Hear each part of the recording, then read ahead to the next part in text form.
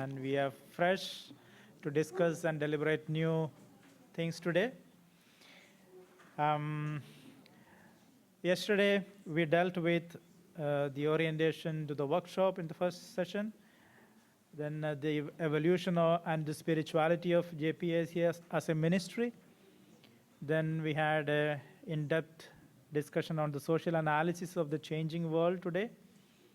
And in the last session, we dealt with the methodology of pastoral cycle, see, judge, and act. And today, we focus more specifically on the ecological crisis and its human consequences. So today's theme is multilateralism, climate justice, and political economy. And the focus is a critical analysis of the weakening of multilateral corporations and power systems and the development of practical responses rooted in Catholic social teachings. The crisis in multilateralism, impact on global justice, critical analysis of power systems, insights from Laudato Si and Laudato Deum, and practical responses. So these are the themes that we will be dealing today. So we are going one step ahead of what we have been dealing yesterday, so a little more in depth. So before we begin our sessions, we will have a short prayer. I invite Sister Mamalifa to lead us into prayer.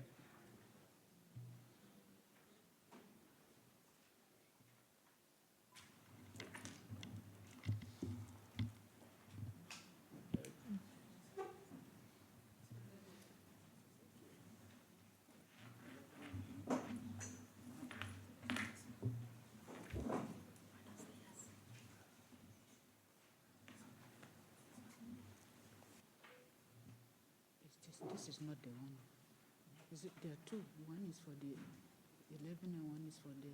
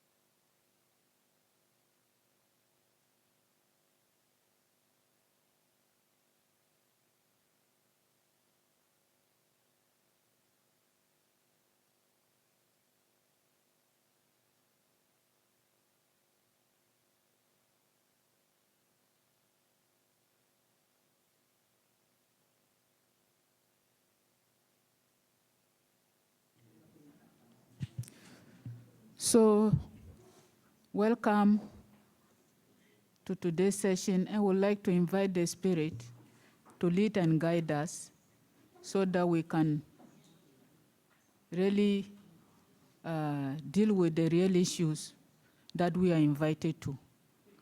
In the name of the Father, and of the Son, and of the Holy Spirit. We are called to build one global family.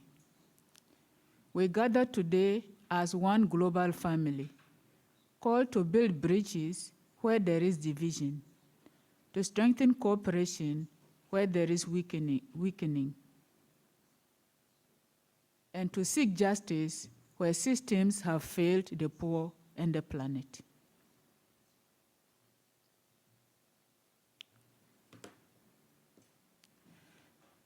Save us from empty words and comfortable spirituality. Disturb us when we are indifferent. Move us beyond analysis into prophetic courage. Let justice flow through our institutions, our economies, our politics, and our church.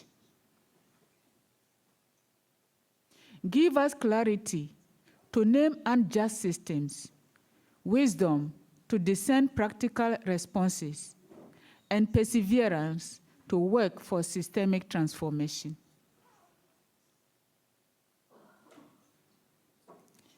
May the cry of the earth and the cry of the poor echo within us. May one story awaken many commitments. May reflection become responsibility. Transform our political and economic thinking. Inspire new models of solidarity. Strengthen global cooperation rooted in dignity and equity.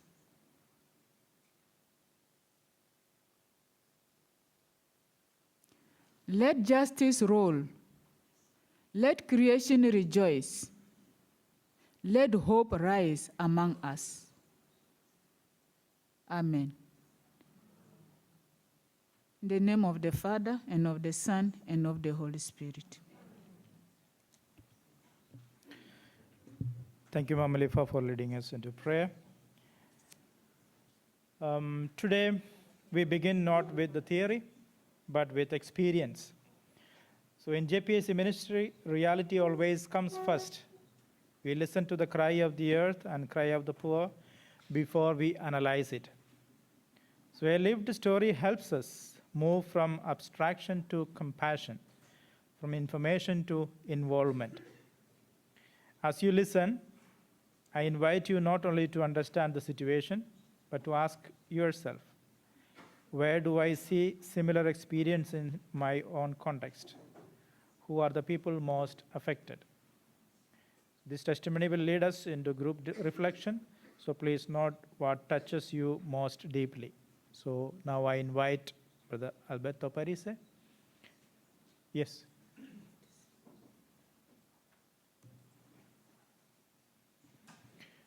Over to Brother Alberto. So good morning, welcome back. And today we start with from where we left it yesterday.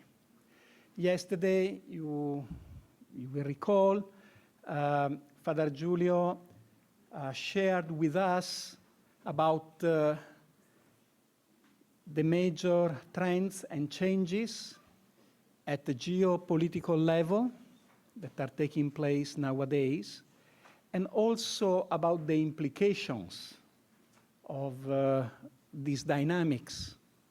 So today, we want to bring it down. We start with bringing it down to the lived experience of indigenous peoples.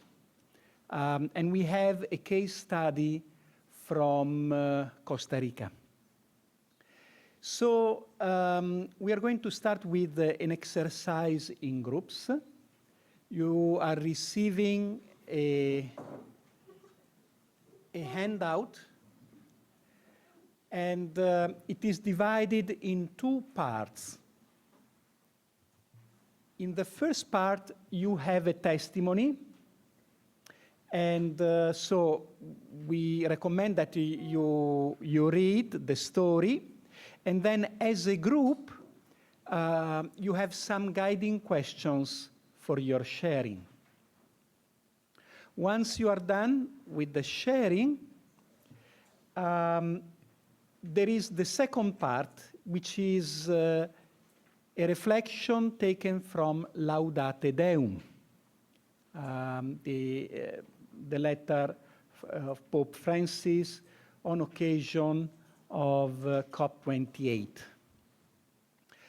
So, and that is very interesting because it really brings out the reflections that also Father Giulio was sharing yesterday, and it gives us the perspective from the teaching of the Church. And then there are also some guiding questions to guide your reflections in the group. So we have time up to, what's the time now? It's 9:40. So we go up to 10:15, okay, for 10:20, let's say, for a group discussion. And then we come back and we are not going to share everything that is shared in the groups. But we would like just to pick up the temperature in the room. So please, when we come back, you are invited to share the feelings within the group, okay? How you feel about this situation, and how you feel about the position of Laudate Deum on that situation. Okay? So agree among yourselves to have somebody who can present then to the plenary. Only the feelings, your emotional response to the situation and to Laudate Deum. Thank you.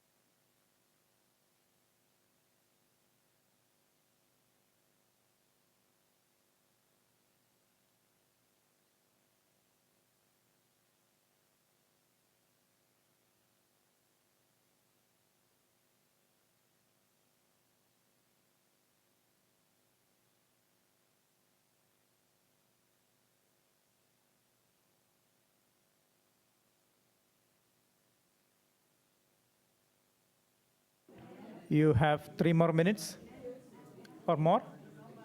Okay.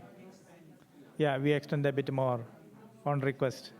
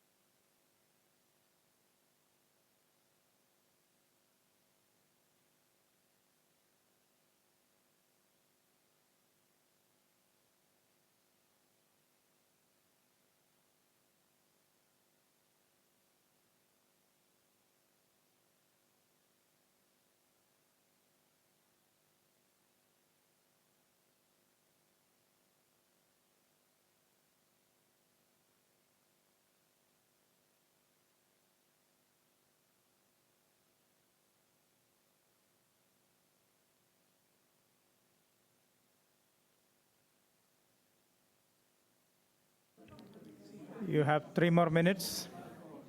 At 10:30, we will start our sharing.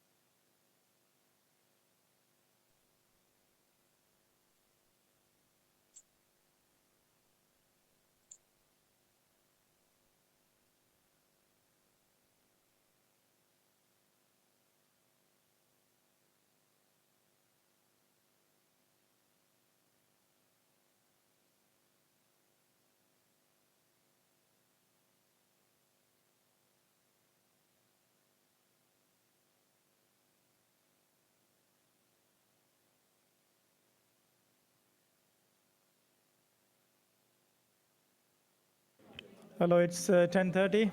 Yeah, over to Alberto. So welcome back to the plenary. Okay. Bentornati in plenaria.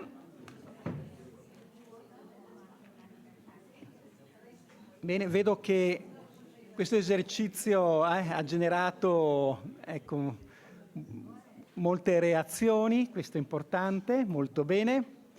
E allora facciamo un giro, no? Un po' dai tavoli e vi chiediamo brevissimamente, in un minuto, di menzionare quella che è un po' la vostra reazione emotiva alla storia e anche alla lettura della Laudate Deum. So now we are going to share in the plenary 1 minute per each table, and briefly you can share as a table, your emotional response to the story and also to the quotation from Laudate Deum. Okay.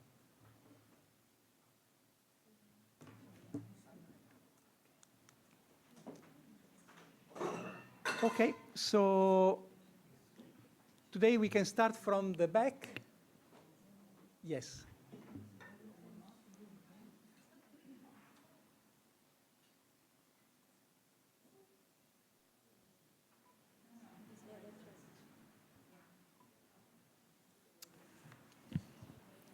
Okay, for our table, how do we feel about this story, about this situation? Well, we feel we are a bit angry of what is happening in the story, simply because the efforts of the poor people are drowned by the powerful, those who are powerful, because they want to maintain what their ancestors did, but then the powerful are coming with all these suggestions of pollution and development and everything. So the voiceless have no voice. We also feel the lack of respect for nature. And there is also a feeling of compassion of how the indigenous are feeling because nature is violated. There is cultural violation also, a sense of communion because working together will solve some of these problems. And there is also a feeling of happiness because somebody is speaking for the voiceless. There is an awareness that is also created. We also feel challenged, and we think that we need to start to do something at the grassroots level. Watch the way we waste things in our communities. A need for change, a need for conversion, a need also to have a balance between the powerful and the non-powerful. So this is what we have discussed. Thank you very much. Okay, we go to the next. Okay, we also said that the superiors also should be conscious. I think if we want change to happen, the superiors also must be involved, and it makes that change a bit easier. When they give the green light, it is easier for change to happen. Thank you. Thank you. Une image qui nous a accompagnés dans un premier moment, c'était celle de deux mondes différents, deux mondes séparés, qui ne se communiquent pas. Le monde de la technique, de l'industrie, des universités, et le monde des traditions indigènes, autochtones, de nos peuples, la sagesse qui n'est pas comptabilisée dans nos universités. Alors, le premier sentiment est celui de l'impuissance devant cette difficulté de faire communiquer ces deux mondes. Mais dans la discussion, ce qui est venu après, c'est que nous pouvons, avec de petits pas, avec de la base, en partant de nos familles, de nos communautés chrétiennes, de ce que nous faisons, de nos communautés religieuses, on est capable de créer un esprit de courage et savoir que du petit, on peut faire quelque chose. Alors, on se sentait à la fin tous appelés à donner des réponses là où nous sommes. Et on disait qu'on ne peut pas donner des réponses séparées. Le sentiment aussi du devoir de faire quelque chose ensemble, en communauté. Ça pas de petits groupes, non? Le besoin de partager. Et on partait justement de la beauté d'avoir écouté un témoignage de quelqu'un d'un autre côté du monde et que ça ressemble vraiment à des choses que nous écoutons d'autres côtés. Alors, on est capable de faire des choses. Alors, ces deux sentiments sont ensemble. L'impuissance d'une part, l'espérance et le courage d'une autre. Merci. Merci. We go to the next. There at the back.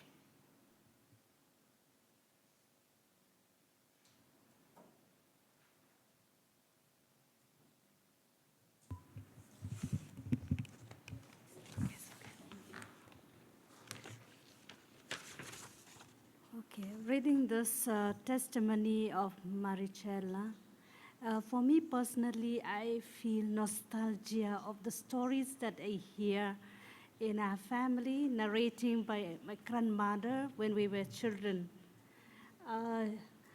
She used to tell that they were able to identify the weather, whether it's going to rain or not today, by looking at the cloud.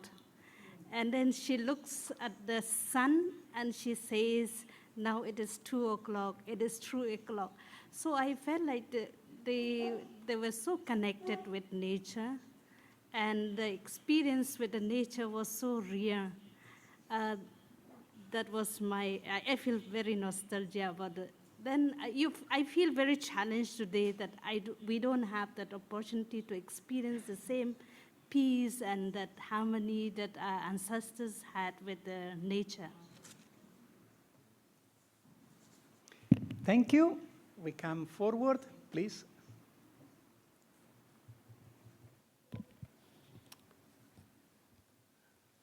So I think our table, the feelings were very much expressed by that first table sharing, much of it.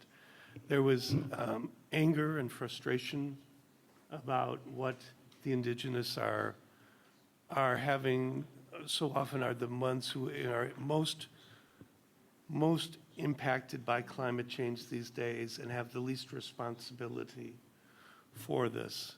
There is frustration with the multinational corporations and the corruption in governments that under the guise of employment or development, exploitation happens. Consultation is not engaged with the indigenous community.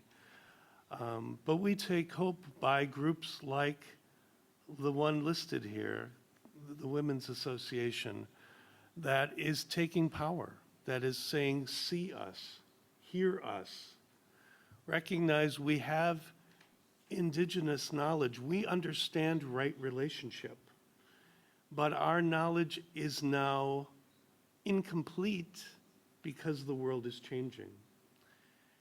And so we recognize, like Pope Francis talked about, that even when there's corruption in governments and even when there's exploitation by corporations, there's still a way for humanity's voice to come forward in women's groups like this, in NGOs, in religious communities, helping recognize that the voice not only of the indigenous is important, but how is that then partnered with the science of knowledge today, not for exploitation, but of true realignment of right relationship. And we talked about, as frustrating as all of this is, and as bleak as it looks sometimes, the fact that we're all here is a sign of hope, that religious communities are, one of our calls is to be pilgrims of hope and to recognize that which can be through the Spirit. And in there, we hope that we can take from this experience to whatever our settings are when we leave, and to be a positive influence. Thank you. Thank you. So we come to the table there at the center. Thank you. In our own group, we had also different feelings reading this text. We had feelings of, we could say, kind of joy, because we see the indigenous people, the work that they are doing. They have always worked to protect the environment. But we feel frustration. We have this kind of confusing feelings, conflicting feelings, because at the same time we see that there is effort, but we see like there's that division between the indigenous people and these multinationals, these industries that behave like they have no interest on the environment that is being destroyed. And we felt that anger of not considering that nature needs to be protected, and really pitiful. And we feel also the confusion, because at the same time, like we take the example of this modified seed. This seed, we may not want it, but the reality is that when we plant the natural seed, it might not really give what we need. So there's also that confusion within us. But we feel motivated seeing that there are persons that can speak for these indigenous people, that feeling, even though we are being challenged. And going through the text from Laudate Deum, we see the challenge Pope Francis is calling us. We are called to do something. It's only our common action. We are faced with people who are not ready to give up, who are ready to do anything, to destroy nature so far as they have interest to protect. They are ready to go out, and he's calling us that it is only our common action, coming out together to speak out, to bring about the change that we want to see. There's also the feelings of hope. We are not just giving up. We feel motivated. We feel that even though our action may be small, but we can also stay without doing something. We are called to give our own little contribution.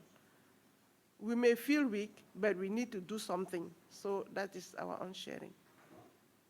Thank you. So we have 4 tables, 1 minute per table, please, because we have to break. Thank you. Just select 1 minute.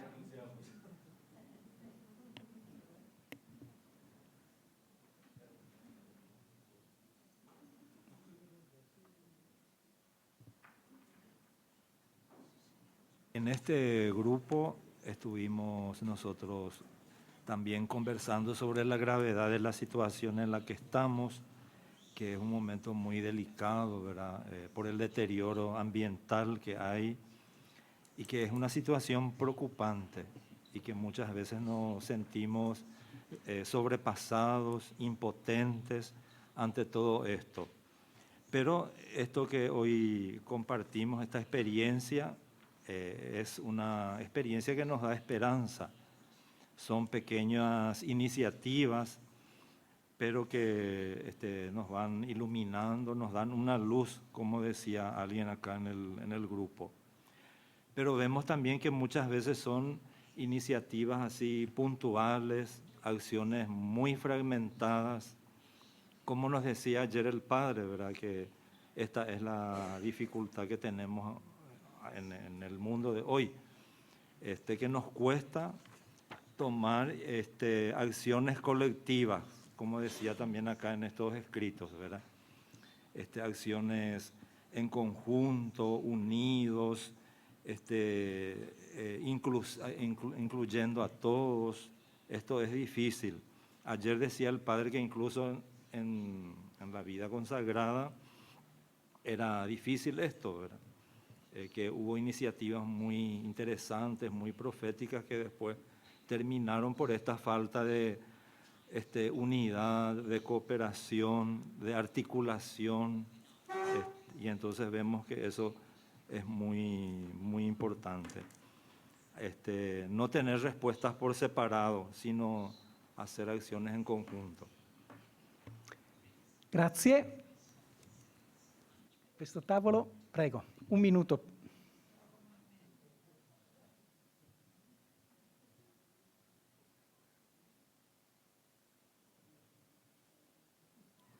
Como ninguno se anima.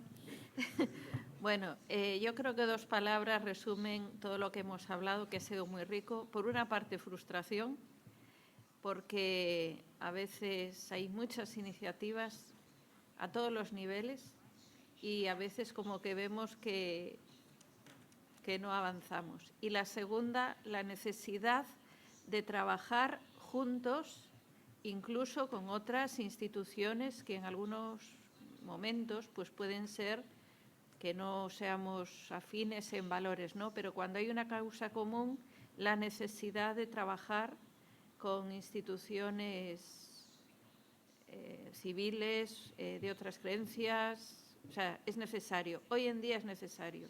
No solo trabajar en nivel congregacional, sino trabajar con otros, porque si no la voz no se escucha. Grazie soprattutto per la sintesi. Prego. quello che ha colpito di più è il fatto che la voce, la forza del popolo indigeno. Non in tutto il mondo, non dappertutto la gente si organizza, agisce, fa, ma la cultura e la spiritualità di questo popolo e anche il senso di speranza e di determinazione della gente. Di questa gente che sono le donne le protagoniste. Anche questo abbiamo sottolineato come la forza della donna e delle donne quando si mettono insieme.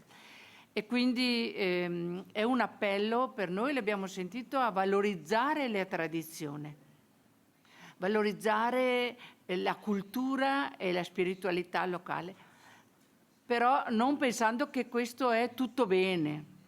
Ecco, noi nel nostro tavolo abbiamo qualcuno che è proprio di Costa Rica, quindi ci raccontava anche con la sua esperienza personale come non è che nelle tradizioni e nelle culture indigene tutto è buono. Anche là c'è bisogno di evangelizzare, ma il fatto di valorizzare la cultura e la tradizione è molto importante, insieme con il dialogo con i governi. Allora qui c'è stato, da una parte ci si sente impotenti di fronte a queste iniziative internazionali appoggiate dai governi, davanti alle quali anche la voce del popolo sembra non ottenere niente. Nello stesso tempo ci diceva che il governo, in questo caso di Costa Rica, appoggia, valorizza, anche aiuta questi gruppi, anche a livello economico, le sostiene perché ci sono anche università indigene, e quindi è importante dove si può cercare comunque dialogo e collaborazione con il governo, perché non si tratta di imporre o di abolire, ma di dialogare, di cercare strumenti perché...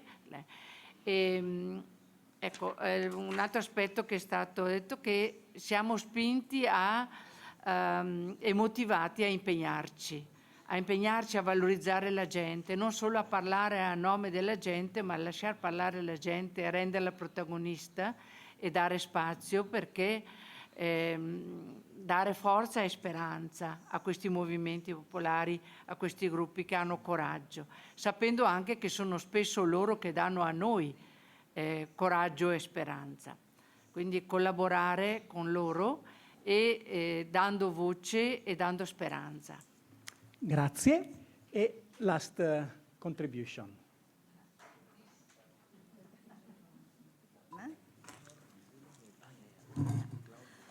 So reading through the testimony, our group first expressed that there is a sense of helplessness, pain, and disheartening. This is the reality and the pressure from the powerful and rich and profit-making organization are benefiting at the cost of the poor. Reverse seems a challenge. It is a challenge in the present context of power politics. We saw that food sovereignty was good and it sufficed for the people of the time.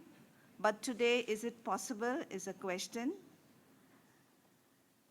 Then land is always seen as a bank. Today, with genetically modified seeds, land, soil is depleting. Ancestral knowledge to be cultivated, improved, and strengthened.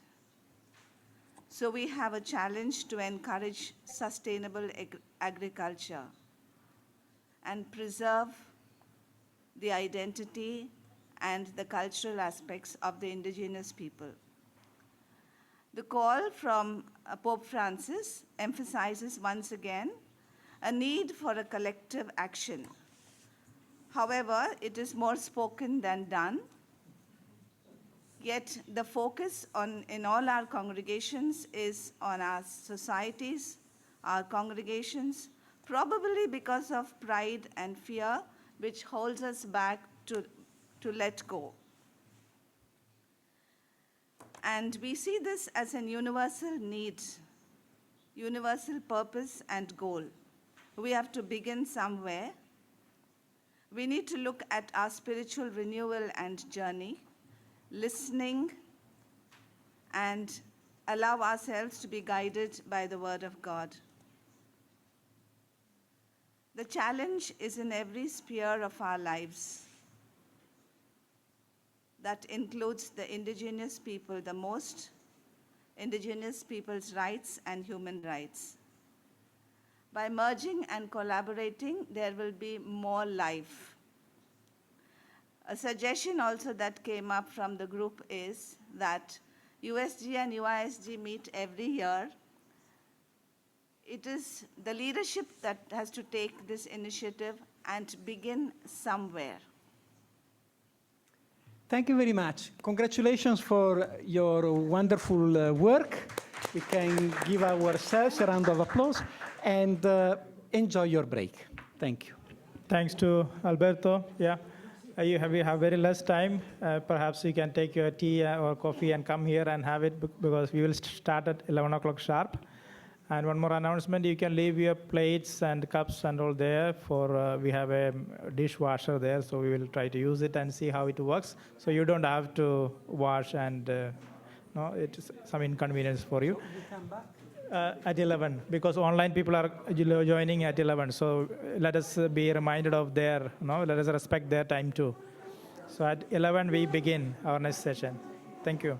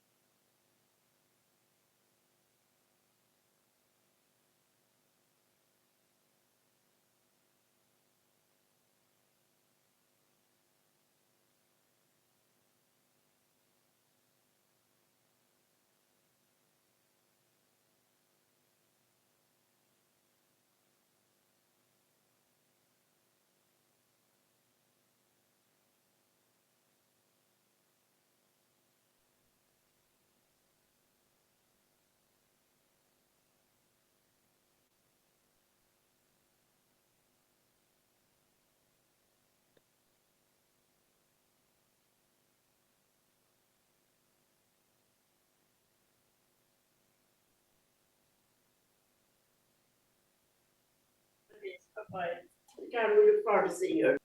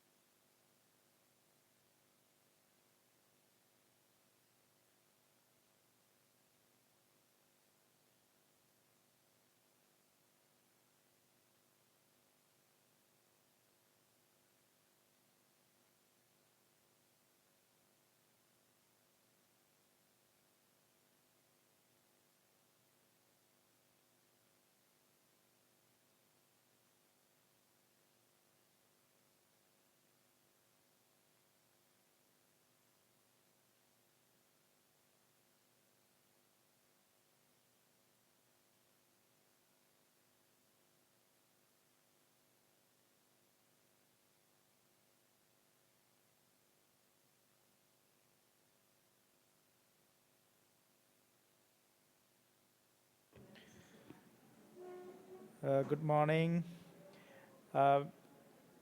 We will begin our session soon. Please be patient. Our in-person participants are just arriving after the break.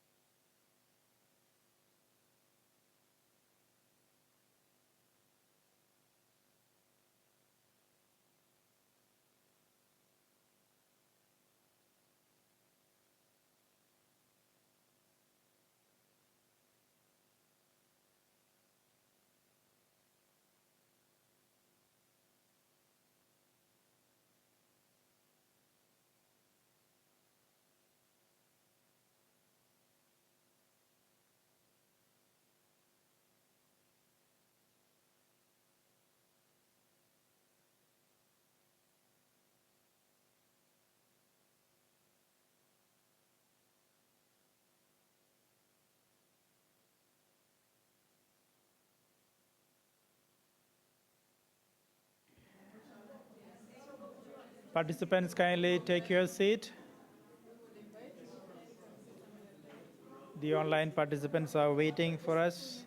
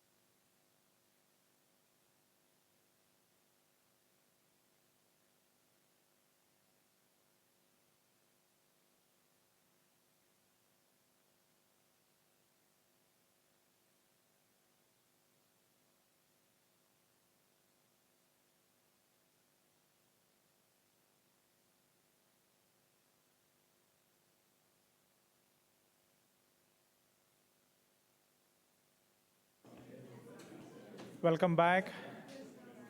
Please take your seats.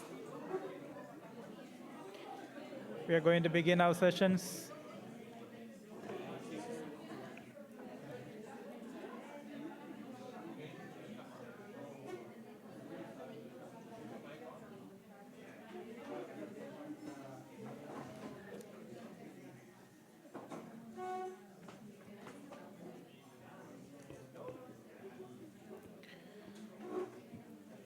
Good morning, good afternoon, and good evening to all of you, those who are joining us online from different parts of the world. So I hope you had a fruitful day yesterday, and today we are at the second day of our workshop. So we have a special guest today with us to speak to you. Since she is a bit busy, I would like to invite Sister Roxanne Shares. She is the Executive Secretary of UISG, Union of International Superior Generals, the Superior Generals Union of Women Superior Generals. So we have Sister Roxanne. I invite Sister Roxanne to address the gathering. Over to Sister Roxanne. Oh, thank you, Father Roy, and thank you to all of you gathered here in person and online. It's really a great joy to meet all of you. It reminds me of the years, many years ago, when I was part of a group like this, the JPIC promoter for my congregation. As Father Roy said, I'm a school sister of Notre Dame from the United States, but have worked more than 44 years outside my country and many different roles. And right now I serve as Executive Secretary of the International Union of Superiors General. You probably heard of UISG. We have more than 1,900 congregational leader members, 6 continents, if you can imagine the scope of the outreach. And these sisters really are probably in nearly every country of the world. But what is so wonderful is that you, JPIC, and the commission that was created several years ago is probably our strongest commission and outreach of our 2 unions of men and women religious. And what's inspiring for me is to see the growth in our connecting around the world. And that is surely needed more than ever today, to collaborate, to build networks so that we can be that outreach and that witness of justice, peace, and integrity of creation, that gospel witness. And I just am reminded of Pope Leo's words as we were bringing it to a close, the Jubilee year, that we continue to be pilgrims of hope.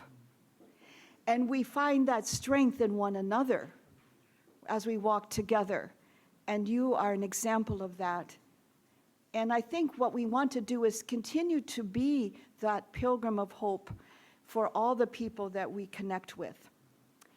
This morning I read a short reflection. It was based on a Latin American prayer. For those who are hungry, we want bread. For those of us who have bread, we need to hunger for justice. And if we can hunger together for justice, we will be a powerful strength going forth into the world. And we will be that unarmed and disarming peace, and we will truly be people who want the fullness of life for everyone. That integral ecology, which is really fullness of life for everyone. So I wish you well in your gathering, in your sharing, in your planning. May you find much strength and new sources of grace and gifts as you go forward. Thank you very much. Thank you, Sister Roxanne. Yeah, thanks for your blessings and the words of appreciation. She has been always a great inspiration and support for us. So we are able to do our activities because of the blessings and support from both the unions of Superior Generals, USG and UASG. And big thanks to both the unions and their superiors. Thank you. And we begin today's session with a short prayer. I invite Sister Mamalifa to lead us into prayer.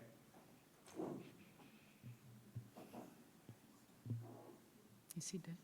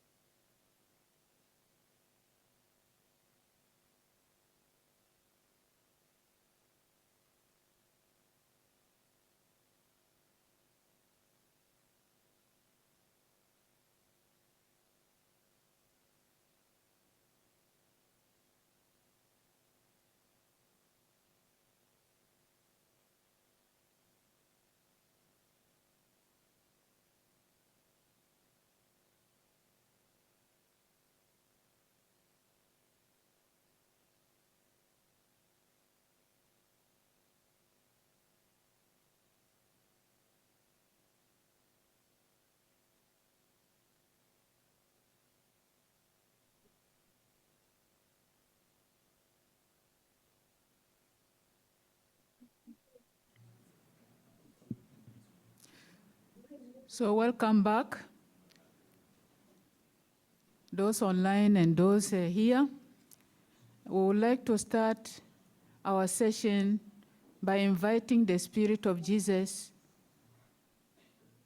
who challenged the world during his time, to give us the same courage to challenge our world today, and first to challenge ourselves, and then we can challenge the world. In the name of the Father, and of the Son, and of the Holy Spirit. Amen. God of justice, God of creation. The earth is yours and all that is in it. We stand before you as one human family, called to build a global community committed to systemic transformation and to a just and lasting peace for all creation. Today, we bring before you a world in crisis, a crisis of climate, a crisis of multilateral cooperation, a crisis of systems that protect power more than people, profit more than the planet. Let justice flow. Through the prophet Amos, you speak clearly. I hate, I despise your festivals. Let justice flow down like waters, and righteousness like an ever-flowing stream. Lord, purify our gathering. May this workshop not be empty words, but a space where justice begins to flow in our thinking, our choices, our commitments.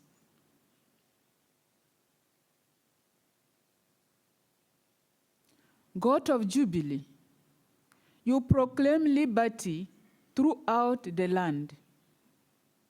In a world shaped by unequal power structures and ideologies that justify exclusion, give us courage to analyze systems critically, open our eyes to how political and economic models wound the poor and exploit creation.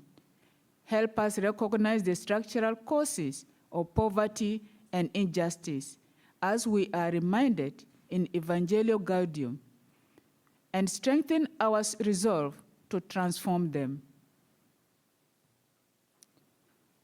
Lord Jesus, you identify yourself with the least. Whatever you do for one of the least of these, you did for me. As we listen to testimonies of climate suffering, may we hear your voice in every story. In displaced families, in drought-stricken lands, in flooded villages, and exhausted farmers. May we encounter you. Let one story awaken in us 1,000 acts of solidarity. Spirit of the living God, you cast down the mighty from their thrones and lift up the lowly. Transform our understanding of power, where systems are driven by fear and domination. Plant seeds of solidarity and cooperation. Where multilateralism weakens, renew international solidarity. Where ideology blinds us, restore moral clarity rooted in the gospel. You judge the nations with equity. Teach us to seek ecological sustainability, not as an option, but as moral imperative. Guide our reflections on climate justice, on political economy, on global responsibility, so that our faith becomes action and our action becomes hope. Make us builders of bridges, defenders of the vulnerable, prophets of justice, and servants of peace. Let justice roll like waters Let creation rejoice. Let our work today contribute to the healing of our common home. Amen.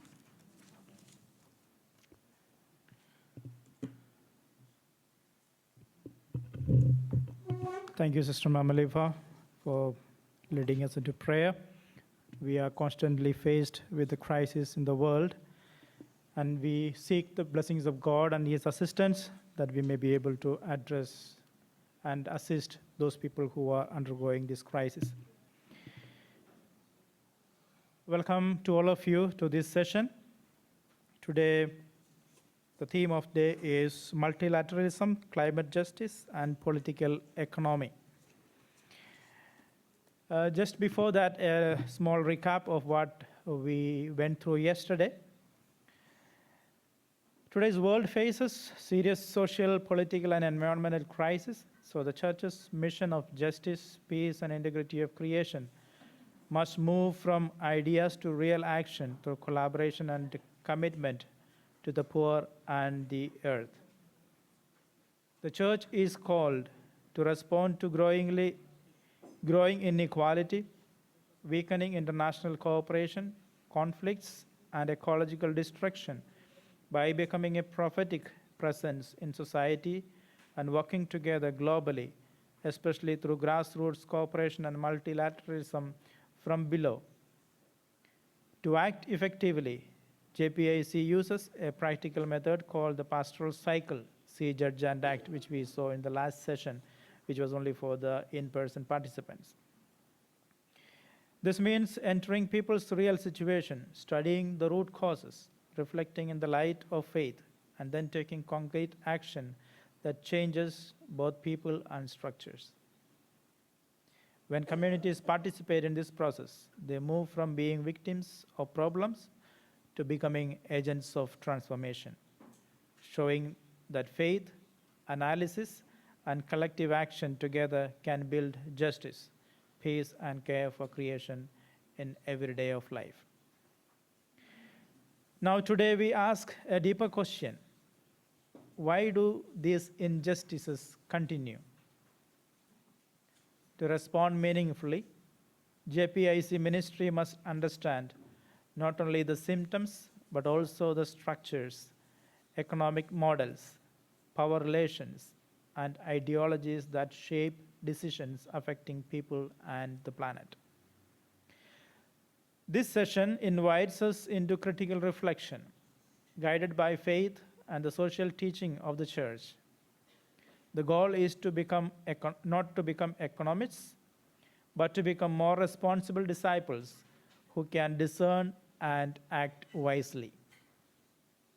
Let us listen attentively and consider how these structures influence the realities we encounter in our ministries. We have an eminent speaker, Sister Wamuyu Wakira. So I invite Sister Wamuyu to address the gathering.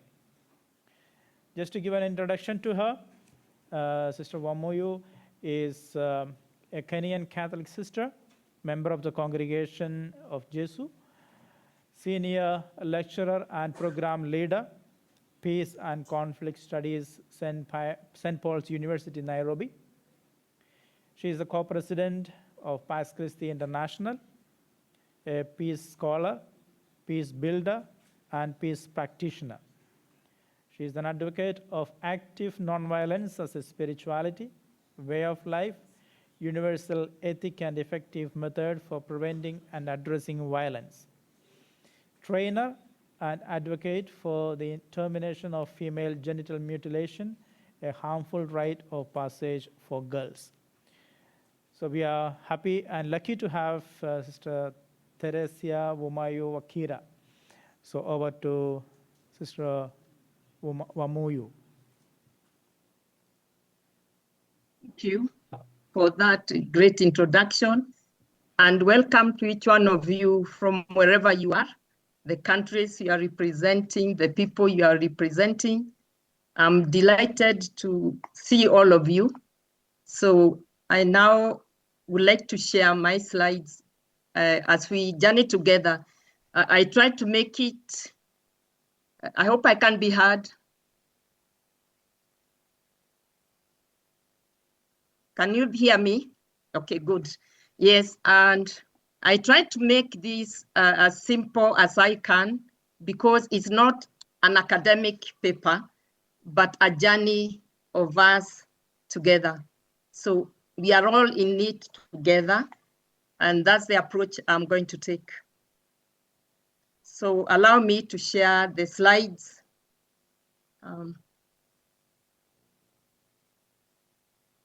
I don't know whether they can be seen. You can see the slides. Okay, good. So I chose. Yeah, it's coming. Yeah. Can you make it full screen? Yes. Okay. I'm hoping if I do it full screen that it's going to. Let me try to enlarge it as opposed to. Can you see it? Is it Yeah, we can visible see it, enough? Can you Okay, make let me do the slideshow. Hopefully Yes, that yes. it will allow me to. You can see it now? Yes, yes. Good. Thank you.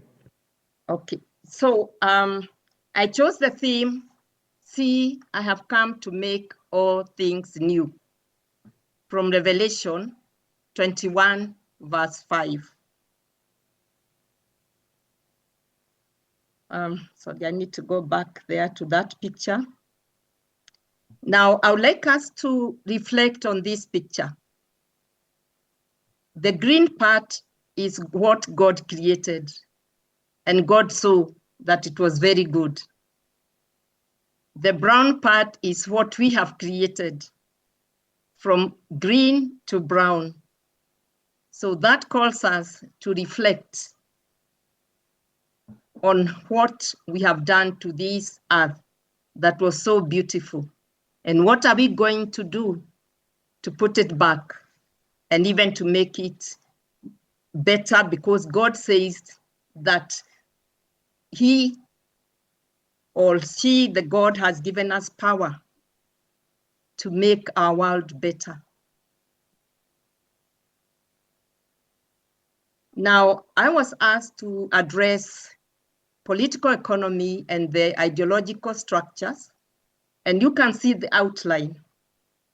I'm going to divide my reflections within those three parameters. One, I'm going to do a critical analysis of power and ideology, then looking at how we understand national security capitalism in the light of climate change. And then the faith-based responses to climate injustice, insights from Laudato Si and Laudato Deum. And I think most of us are familiar with that, with those documents and many more that we are interacting with about the climate. For my introduction, I would like to talk about how these concepts are intertwined. The issues of political economy, ideology, security, and climate, that these ones, we cannot deal with them in isolation. They are actually closely and deeply woven together, sustained by a structure that advances market-based solutions as opposed to structural, and also, in my opinion, cultural ones as well.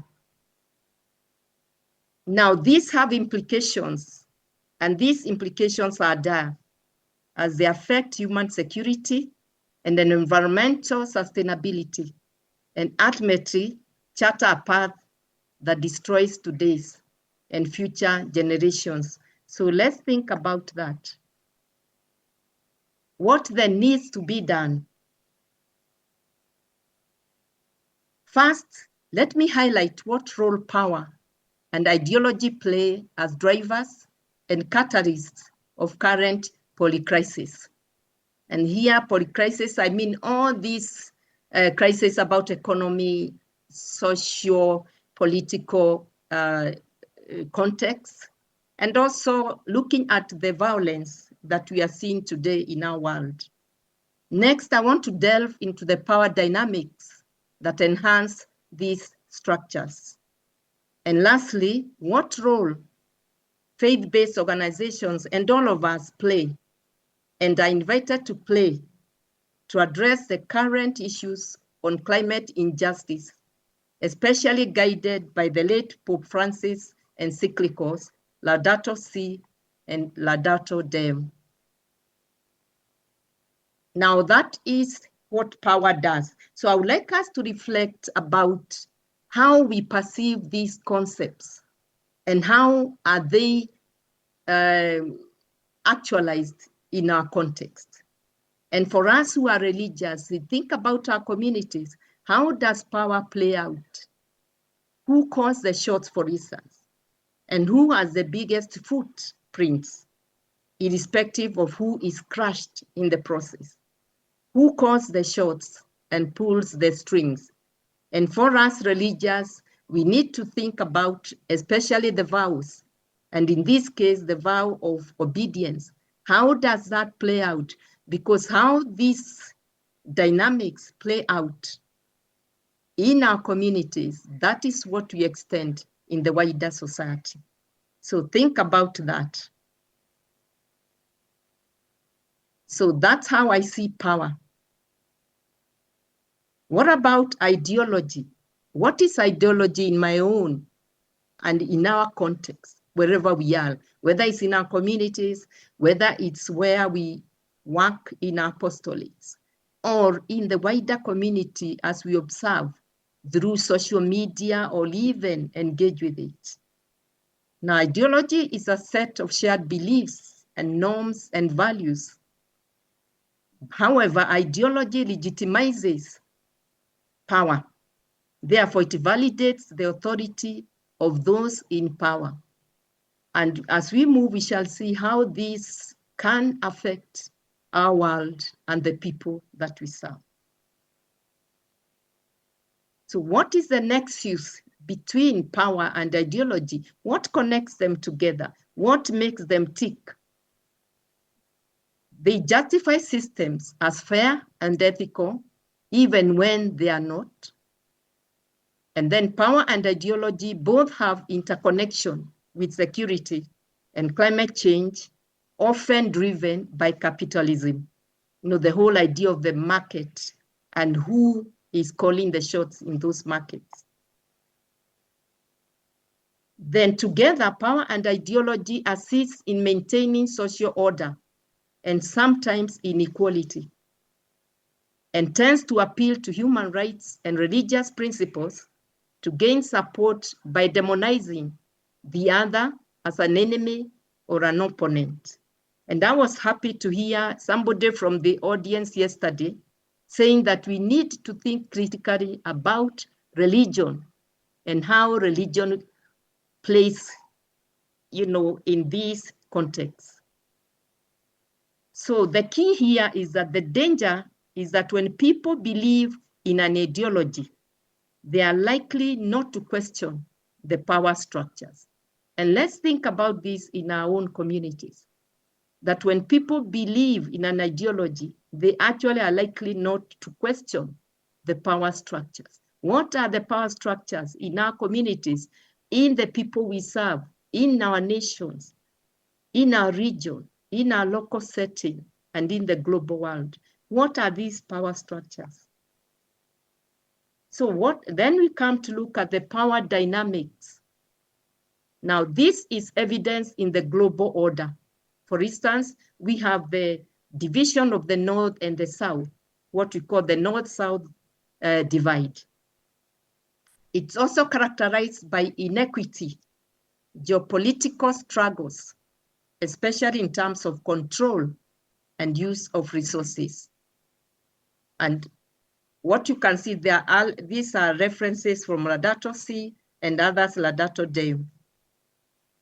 It's also, this does not only affect human security and environment, but also the ecosystems, how we relate with the rest of the world, the earth, and all the creatures in it.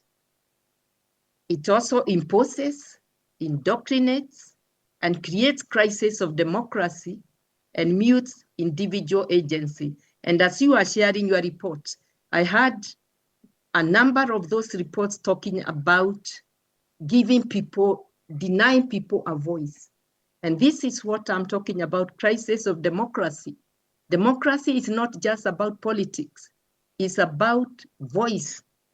Whose voice is being heard today? Whose voice controls the world? What is fairness in this world? What is fairness? And also, who casts the votes in whatever it is we are dealing with? And then muting individual agency. Do people feel that they can speak or they can act freely?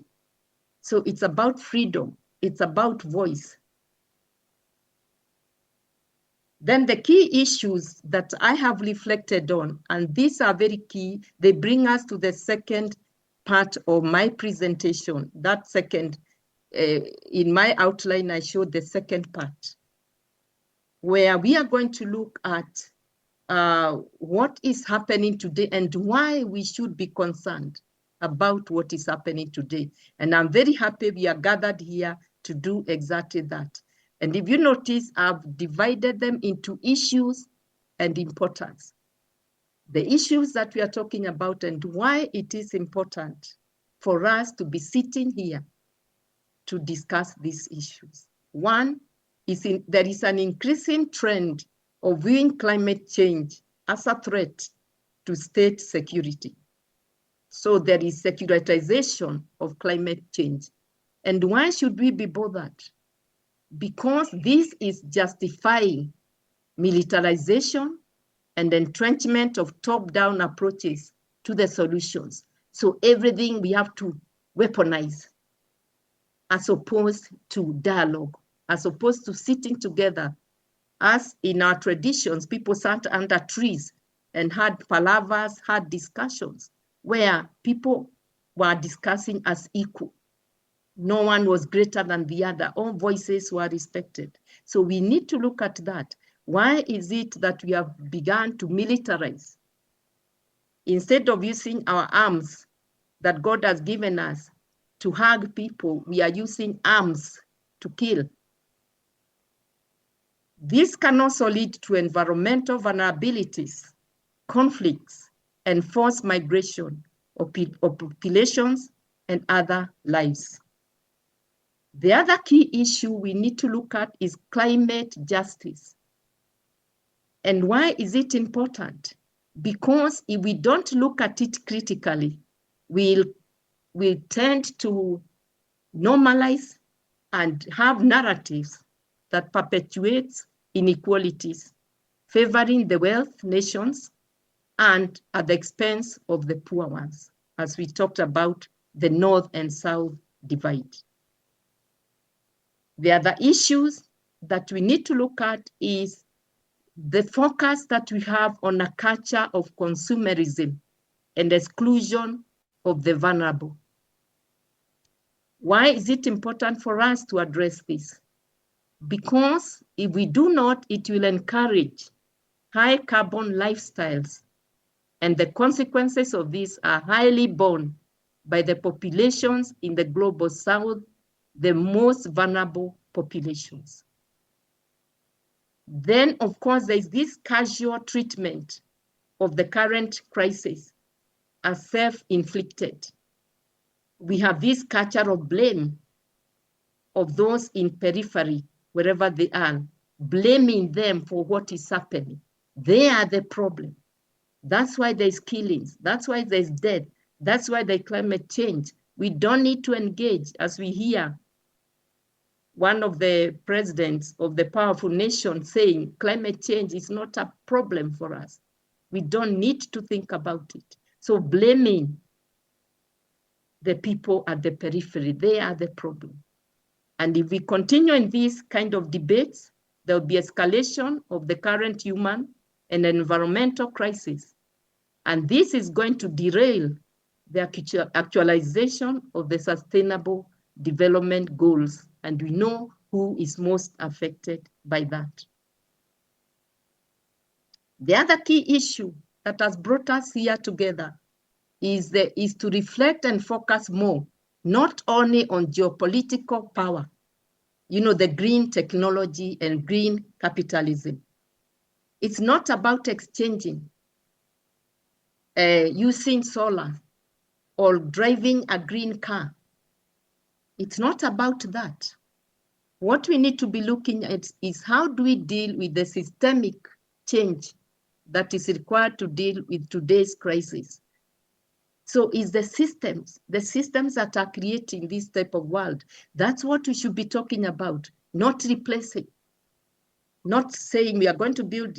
Of course, that is important, but we need to also ask, how did we reach here in the first place? Those are the questions we need to be engaging with.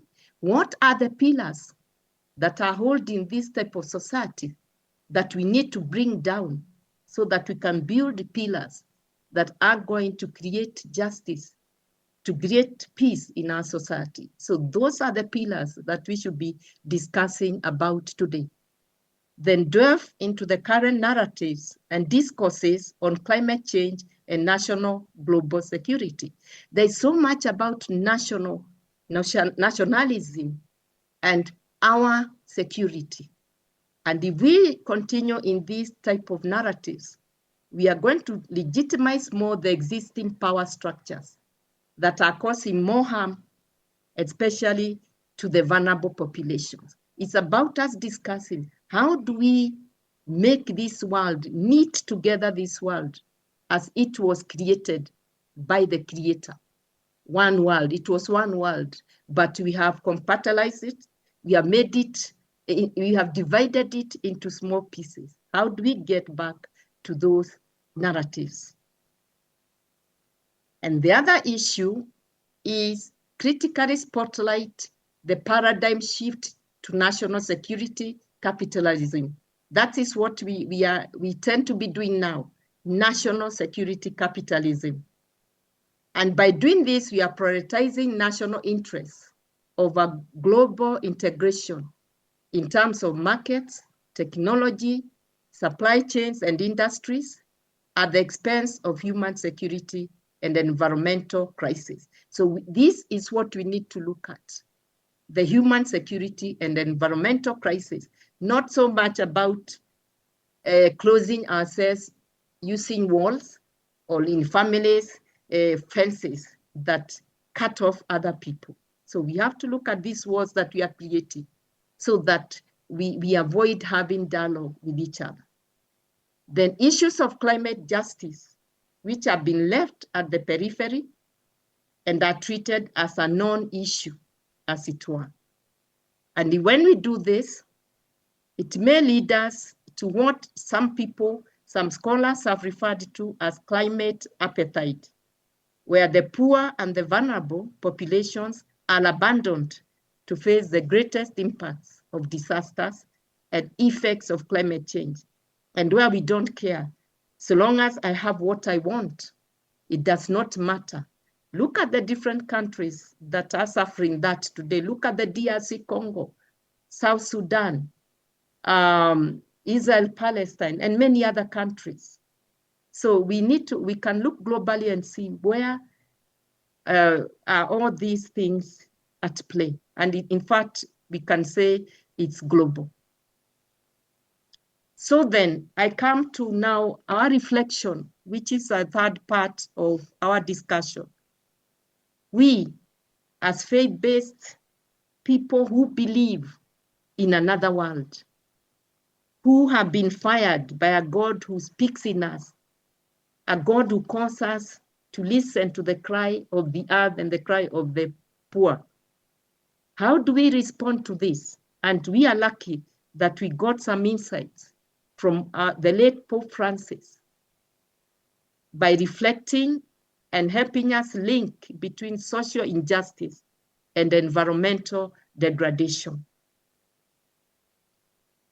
So Pope Francis' Laudato Si and Laudato Deum, they are not just encyclicals. They actually are based on biblical and theological reflections. So they actually are inviting us to go deeper into our real self and listen to that God speaking in us. And not only doing that, to see, to judge, and to act. And the best parable for that is the feeding of the 5,000, where we see Jesus looking at the crowd. He sees them as people without a shepherd. Something takes place in his heart. He feels compassion for them. He asks the disciples to do, the apostles to do something, but they are not willing. They start by rebelling, but he says they have to do it, and they do it, and then we see they act, and then something happens. So they see the judging and acting. So that's a very good example. So we are not actually just left to think about this. There is an example for us to follow. So the call to be our brother and sister's keeper, and this also was highlighted in Fratelli Tutti, the other encyclical, and also custodians and stewards. Note, custodians and stewards. So it's not just taking care, it is actually ensuring that there is progression, there is sustainability. And then our common, the word our common home. It is not my home alone, it is my home with other people. The cry of the earth is the cry of the poor. So you can see the link there, that child and that land, that cry of the poor on the one side and the cry of the earth. It must be of concern to us and should make us uncomfortable to the extent that we engage. So we cannot just listen and talk. We have to feel uncomfortable so that we can engage. So how then do we live the spirit of these encyclicals? How do we live the spirit of these encyclicals? One, it invites us to see the world as a joyful mystery to be contemplated with gladness and praise. And I've taken that from Laudato Si. So if we are really glad and joyful, then we will make sure that we actually become stewards and custodians of this environment so that we can contemplate on it with joy. And coming from Ignatian spirituality myself, there is that, we are brought up reflecting on the world and what part we play in that world so that it becomes part of us and become part of it. The call to love and welcome all, because all were created in the image of God and likeness. Who is my sister? Who is my brother? Those are the people who have to become first the Good Samaritan too. So in our own context, let us reflect about that, because if we do not exercise this in our communities, then how do we give what we don't have? Who is that sister and brother in my community? And if I don't understand that, then when it comes to my interaction with the rest and the world, whatever way I treat these people who are closest to me, then that will become a reflection when I engage with the world around me. Collaboration with others in climate justice interventions. And for us to do this, we are invited to educate ourselves, to go out of our way to understand this world and these people so that we can act responsibly towards each other and the environment. So education begins first with me before I can go out there to educate others. Then we are called to deliberately choose the option for the poor and vulnerable who are part of God's creation. So what does that mean?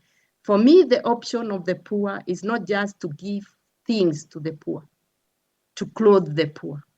It actually means reflecting on my footprints in my community. Like, how many of us can truly say we have slept hungry, or were rained on, or had a discomfort of transportation? Those are the questions that's choosing the option of the poor, smelling like the sheep. We have to identify, we have to become, we have to go back to the story. The word became flesh and dwelt among us. That is what option for the poor means, to become vulnerable. Divest financial access from fossil fuel companies and actions. So we are the people to advocate for this and be ready to speak out for the poor, to speak up with the poor and the children of this world, and using peaceful means, because we have the opportunity and we have been endowed with so many things. So we are in the right place to advocate. And there is also need to address new problems related to the climate change crisis and its effects, also to ensure human and social rights are respected and the environment is protected. So that one you can also get in Ladato Dam. So the human and social rights, we have to respect that and also protect, at the same time, protect the environment. So they are together, they intertwine. The other reflection I had is that we have to engage with those at the grassroots as equals, and not, I've said there, in terms of voice and action. Therefore, if we have to do this, we need to restore indigenous practices in terms of food security through sustainable agricultural practices, healthcare, education, and many other areas, because we have lost this. We have destroyed the forest. I had an opportunity of going to Canada and meeting some of these indigenous people, and they were talking about water and what water meant for them and how that water has been destroyed. So it wasn't just destroying the water, it was actually destroying a life. And we can say that of many communities, where sometimes we look at people fighting for land and we just see a piece of land. But actually, the land is intertwined. The land is part and parcel of the people. So this is what we need to engage with and listen to these voices at the grassroots. What does this mean to them? And for us, and for many of us who come from a culture of stories, songs, dance, poetry, we need to go back to the oral literature. Teach the children the oral literature, because in oral literature, children learned about to value animals, to value the environment, to interact. And that's why you notice children and pets are very close. But if we lose this culture, if we start destroying our cultural practices that were good, then this could have ripple effects. So we can discard those which are bad, like the ones I'm trying to discard of FGM, but there are those cultural aspects that we have lost from our culture. And those from India can bear to this, and many other cultures. We have the Red Indians, we have the Maoris, we have different communities that have oral literature very deep, that it's deeply connected with the earth.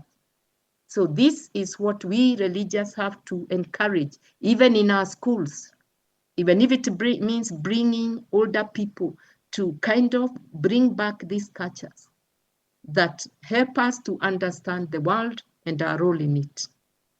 And then religious leaders at all levels spur discussions and actions on climate change in their congregations, in broader society, and among policy makers. So this is our role, to spur the discussion, to fire, to ignite people so that they can discuss these issues.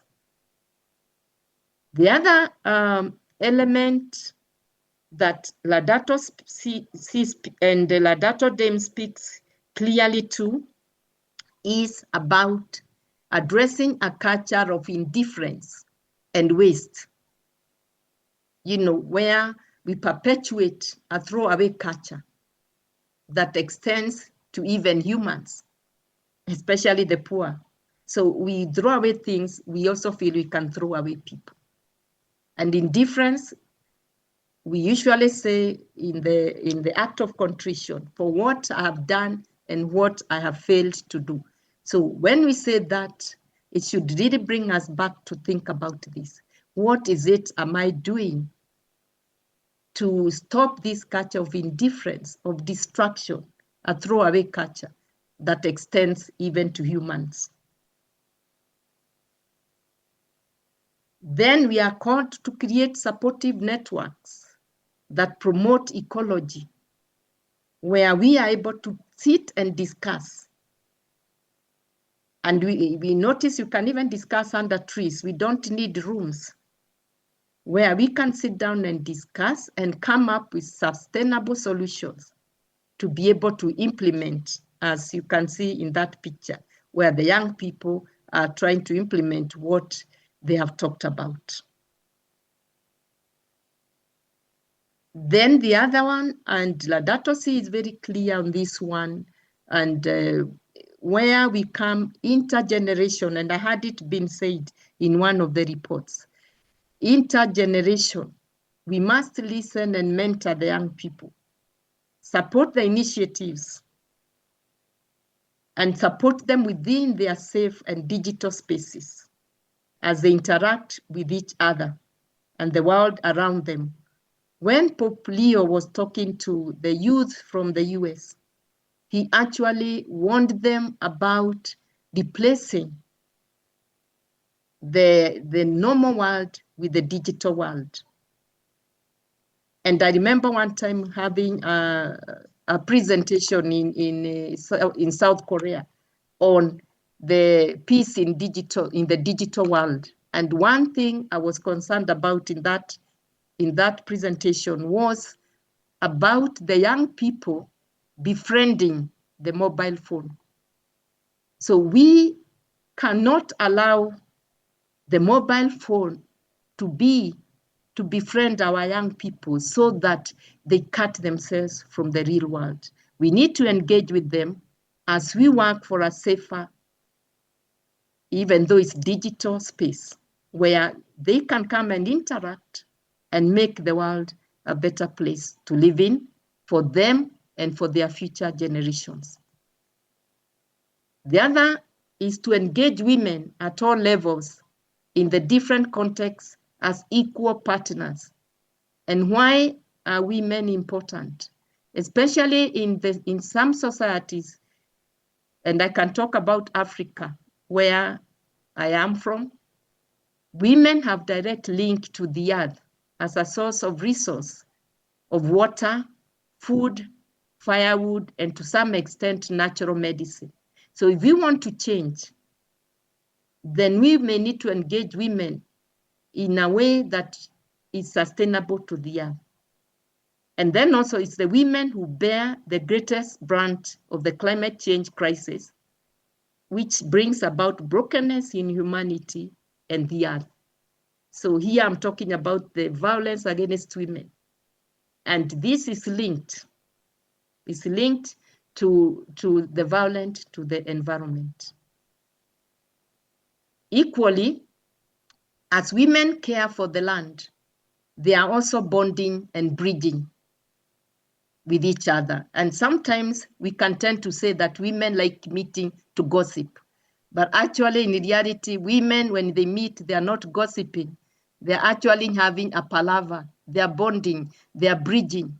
And this needs to be encouraged because as they till the earth, they are also meeting each other and sharing their experiences and outpouring their grievances, sharing what is happening in their lives so that they can be healed by the others. In the same place, women are also bonding. For the African culture, they bond with their ancestors, those who have gone before us, and they're able to pass this on to their children. Through this, they're also stopping wars, because when they go home, they engage their husbands as well, they engage their partners, and if they don't have, they are still engaging with each other and co-creating a new world. So environmental preservation is therefore key, not only to women's survival and that of their families, but also to their dignity and empowerment. So what am I asking of us is that we shake the dust off our feet and leave our comfort zones and stand to be counted.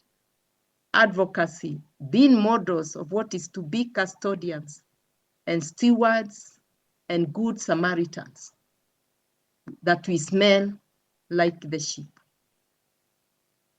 I would like to share just briefly, as I come towards the end, a ritual from my own community, where when a child is born, the umbilical cord and the placenta is buried.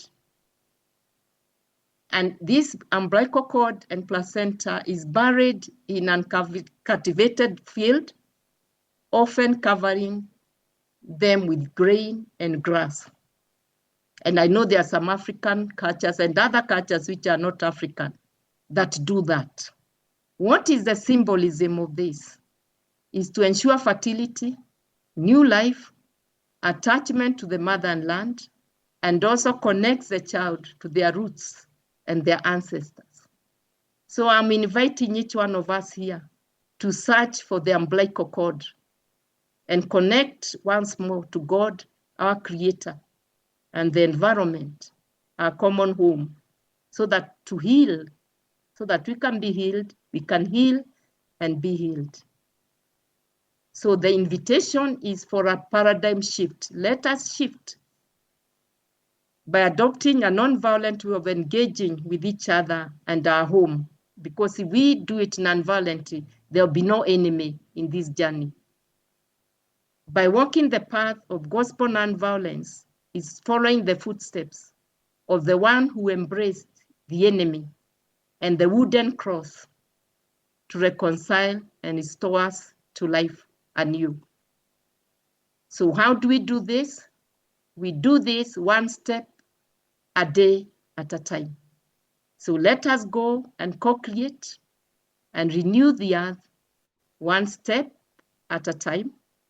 Be focused regarding our footsteps, claiming our spaces, and allowing others to do the same. And how do we do this?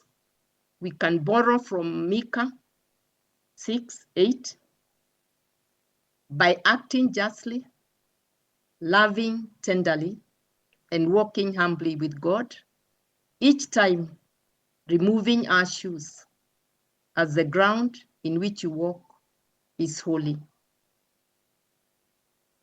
As a good teacher, I have some questions for reflections. One, how big is my carbon footprint? What steps do I need to do to reduce my carbon footprints? And then what do I and we need to do to respond to the call to heal the earth and the poor, the cry of the earth and the cry of the poor? Thank you. So those are the references. And if you have any questions or comments or, yeah. Thank you, Sister Mamuyu, for your inspiring session. And you have proved that you're a good teacher, a good way of imparting the knowledge. You have explained to us the different ideologies and the power structures that are operating in the world today. and you explained to us various issues that are being dealt with, the division of the world itself, the North and South, and the crisis of democracy, and the issues of climate justice, and the way the voices are being curtailed, and the way the powerful control the powerless. In today's world, everyone wants to show power by controlling the other, which results in war and conflicts. And what we need is a systemic change.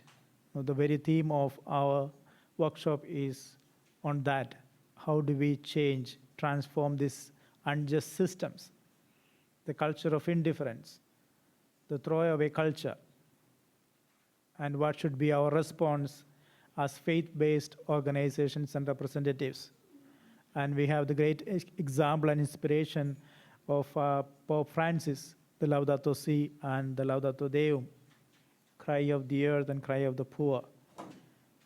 And this cry of the earth and cry of the poor must make us uncomfortable. We tend to go into the comfort zones, which makes us blind to the realities outside. And you have rightly said, we need to be uncomfortable wherever we are. And you also stressed the role of women in this process of transforming the unjust structures to just structures. And you also stressed the way forward is our response must be non-violent response. Taking one step at a time, respecting each other. And thanks a lot for this thought-provoking session. And now we open this session for question and answers. So we take the questions from here in-person participants, and then we go to the online participants. So meanwhile, the online participants can write your questions in the chat box so that we can collect the questions together. So any questions from here? The in-person participants, raise your hand.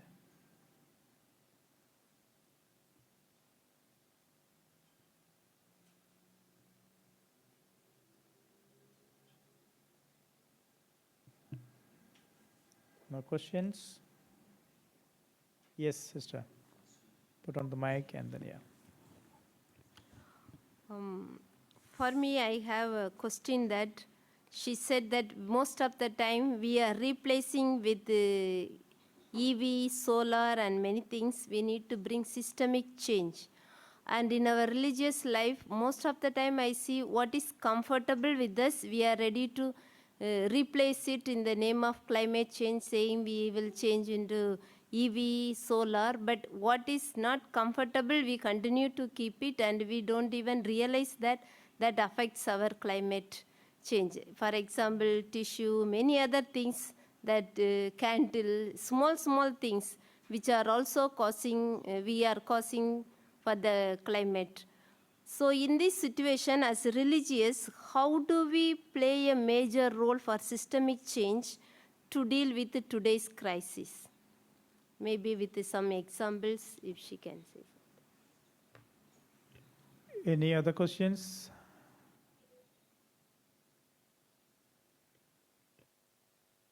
Sister Umayu, you can answer this question. Then if you have other questions, we can take later. Thank you, sister. I would like to know the name. Sometimes it's good to use the name of the people. Whoever was asking the question. Yeah, I'm Vanaja. Vanaja. Vanaja, okay. Yes, thank you for that question. And you are right, because I'm a religious, you are right, like what you have just pointed out, that we decide on what we can do without and what we can't do without. And that's the challenge I was saying, that we need to go deeper than just about changing things. For instance, it's not about whether we are going to eat meat today or not eat meat today. But what is behind that? Is that something that we are going, it means us changing the structures. What are the structures in our communities that make us become blind, become insensitive to our world. What are the cultures we have created? And what you are actually addressing is culture, a culture of deciding what suits us and what does not suit us. So for me, it's going back to the Gospels and understanding what I'm calling the gospel of nonviolence, understanding who Jesus, the Jesus who has called us as religious, understanding that Jesus and what he stands for. So it's not about moving a chair from this place to another place. It's about changing the structures. How sensitive are we to each other and each other's needs? We begin from there. How sensitive are we that whatever I'm doing in the convent, when I'm so comfortable and not realizing there's somebody out there who has no bed to sleep in and no food to eat, it means us asking ourselves, are we too comfortable? And that's why I'm saying we need to get out of our comfort zone. Until we do that, we will not understand. And that is not by just talking. It means maybe sometimes, like I asked that question, how many of us have slept hungry since we joined the religious life? Or we go hungry because we choose? You know, that's what I'm saying. So it's a deeper conversation, and it's not a conversation we can have here. It's a conversation for your communities to sit down and ask that question. How come I've never slept hungry? How come I complain when there is no car in the compound? I cannot take a bus. I cannot take a boat. For example, in Kenya, what we call boda boda. Those are the questions you have to ask ourselves. It's not a one-day thing. It is a whole structure and culture. And that means communities meeting together and discussing these issues. Yeah, that's what I meant. I hope that addresses your concern. Thank you, sister. Thank you. Yeah, Lucia, if there are some questions online, we will take. And also, Joanne Mary has raised her hand. We will give her also a chance. First, Lucia, you can. Sister Wamuyu, I don't know if you can hear me. Yes, I can hear. So I'm trying to see if I can see the person because you are so many. So, yeah. Yes, good afternoon to you. This is a question coming from someone online. And the question is, how can we effectively go to roots of the social and ecological problems? And again, are our education and religious formation preparing to analyze the systems or structure?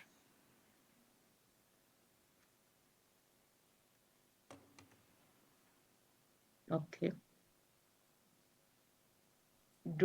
Whoever is controlling, do I get more questions? Because sometimes they intertwine. Yes. Okay, there is one more still online. Okay, let me see. Yes, how can we be more practically empowered to get this message of creating a Laudato Si culture to the rest of the members of our congregations in a more effective way?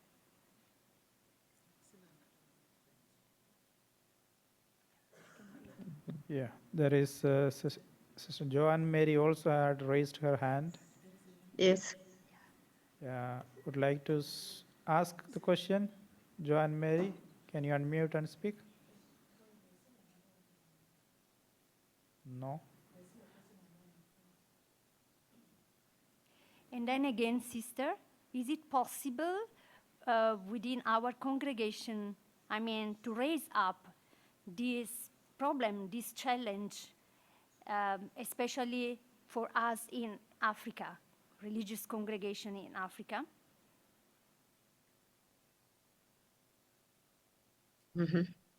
Maybe, can I respond to some of those first and then I'll listen to others? Yes. Thank you. Yes. One of the questions is what is online there? How can we effectively go to roots of social and ecological problems? And then our education and religious formation preparing to analyze the systems. Now, for us to go to the roots of the socio and ecological problems, first of all, it means, I think I pointed out there, going to the grassroots, because sometimes we tend to think we understand the problems that are there by reading. You know, those of us who are in academia, we tend to think that because we have read, we understand. It means us interacting with the real world and understanding. If we are talking about social and ecological issues, we need to go to the people that are affected by the social problems, the ecological problems, for us to understand what does that mean for them. Because if we are just going to read and assume that we understand, then we will fail. We will fail in our interventions. We can only intervene when we understand. Of course, reading is important. Forums like these ones are important. However, the real people who suffer, and I think I mentioned that when I was talking about the word became flesh and dwelt among us. Actually, that's where our starting point. Jesus would not have understood our feelings, our aches, our pain. Of course, as God, he could, but he chose to be us. So we have to choose, and that's a challenge I'm saying. And if I have not slept hungry, I cannot understand what it means not to, what it means not to have food. So it is that immersing ourselves among the people, immersing ourselves in those changes that we want to make. We can't just make them by talking. We have to immerse ourselves. So for me, the first thing is to understand the problem from its roots. And the roots are by actually listening to what Pope Francis was saying, that cry of the earth and that cry of the poor. Then you have asked another, our education and religious formation preparing to analyze the systems or structures. And honestly, I can say that question, we may need ourselves to check from our own religious. However, because I interact a lot with the religious sisters in my work as co-president Pax Christi, there is a program we have for empowering sisters. I can say that we may need to change our way of doing things. I'm not saying we change our charism, but we have to question ourselves about our founders. If my founder was to live today, would they act? Because sometimes we hide ourselves behind founders, saying that our founder did not allow this, our founder did not allow that, but they were in a different reality. How would they live as a Franciscan, as a CJ sister, as a Mary Immaculate sister? How would that your foundress live that reality today? So we need to educate ourselves, look at the reality and then educate ourselves so that we respond effectively. Otherwise, we'll be left behind. So if we are dealing with young people, and remember, in our formations, we'll be getting young people. The young people are coming in. And those young people, they are very different from us. And we need to understand their world, which means to allow them to speak and we listen. And that's why you notice I said listen and engage. So apart from listening and engaging, they too have to also learn from the wisdom of the age. So it is that cross-pollination of ideas. So it's not just about the young and the old, but how do we pollinate in our congregations? We cannot just be saying these people, as in Kenya, they say are analog. We don't need to listen to them. The young people have to learn that there is wisdom. And I think Pope Francis put that very clearly. I think it was in Fratelli Tutti, about that cross-pollination, the young and the old learning from each other, because they all have something to offer. So it's I would say we need to educate ourselves using the modern tools. And we have to find out which are those modern tools for ourselves, because I can only speak for CJ, Congresio Yesu. I can speak for that. What used to be former Loreto, we merged with the other sisters. That's why we are now Congregatio Yesu. I would have to understand it. And for me, charism becomes very, very key for the sisters, that we have to understand our charism and see how do we live within that charism. How do we educate within that charism today? So it's not picking other people's charism and trying to force it into ours. It's about us understanding our charism and seeing how we advance that charism today. I think that's my best way of explaining that. Then there is a question. Yes, practically empowered. And how can we be practically empowered and empower others? I think I've responded to that. I hope I've responded it when I was responding to the one about education. And then how do we bring these challenges, especially in African context?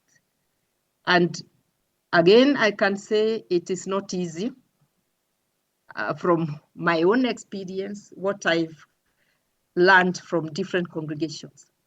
And I think for me, that calls for what I call a paradigm shift. We have to have a paradigm shift. Charism is not African or Western. Charism is born from God and interpreted by a person. So we cannot talk about that it's not possible in Africa. Because for me, in fact, whenever I meet these type of things, I question. Sometimes I've had to question some congregation. Which Jesus are we following? Because Jesus is the same, today, tomorrow, and forever. It's the same Jesus. It's how we package. And therefore, it means being open. Once we adopt religious life, we adopt a religious culture. And so it goes beyond our African, we express it, yes. We express that in African culture. However, there is what we call the tenets, the pillars I was talking about. What are the pillars that all of us religious can actually say, these are the pillars? Like if I see all of you here, if I come to your congregation, I should be able to feel at home as a religious sister, because the pillars that hold your congregation are the same pillars that hold mine.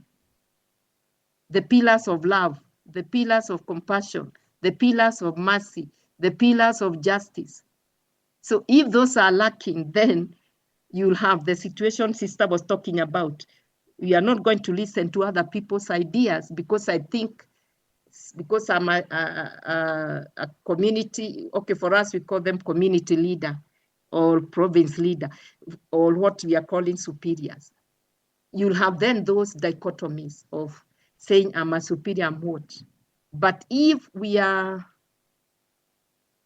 guided by those values that I spoke about, the value of justice, mercy, forgiveness, then we will not have the scenario that, sister, you are asking about. I believe that if we are praying people, we are living the vows as we are called to live them, then we will embrace each person and listen to their voice, and then see how best we can move together as a community. I hope I've addressed that. Then there is a question here. I missed the explanation on the barring and the umbilical cord, how it's connected to Mother Earth. Okay, I'll explain that. In my culture, I say the umbilical cord and the placenta. Now it may not, mine wasn't, because my parents were modern. But in traditions, they would have buried the umbilical cord and the placenta in uncultivated land, land that is virgin land, it hasn't been cultivated, and they would also have grass and grains. Grains, it could be maize, it could be beans, okay? Why was that important? It was to connect the child with the earth. And in African culture, the ancestors are very key. Even when you have libation or you have a drink, you pour first to the ancestors because they are part of us. In the religious life, we call them cloud of witnesses. The sisters who have died and gone before us, to bring them together because we are interwoven, because we walk in their footsteps. So the burying is symbolic of fertility, so that when it's buried there, you want that child to be fertile in every way, brains and everything. Like, because remember in African culture, making sure you have another generation was very important. So fertility, the issue of connecting with the ancestors, connecting with the earth. In the African culture, the earth is very important. And I think when I was sharing, you heard me say that land is not just a piece of something, it is identity. So that burying, the umbilical cord, gives that child identity. So very important. Why didn't they bury it in wherever? Why did they decide to bury it on the earth? That's the most important thing, because the earth is life. So when you destroy the earth, you destroy the people's identity.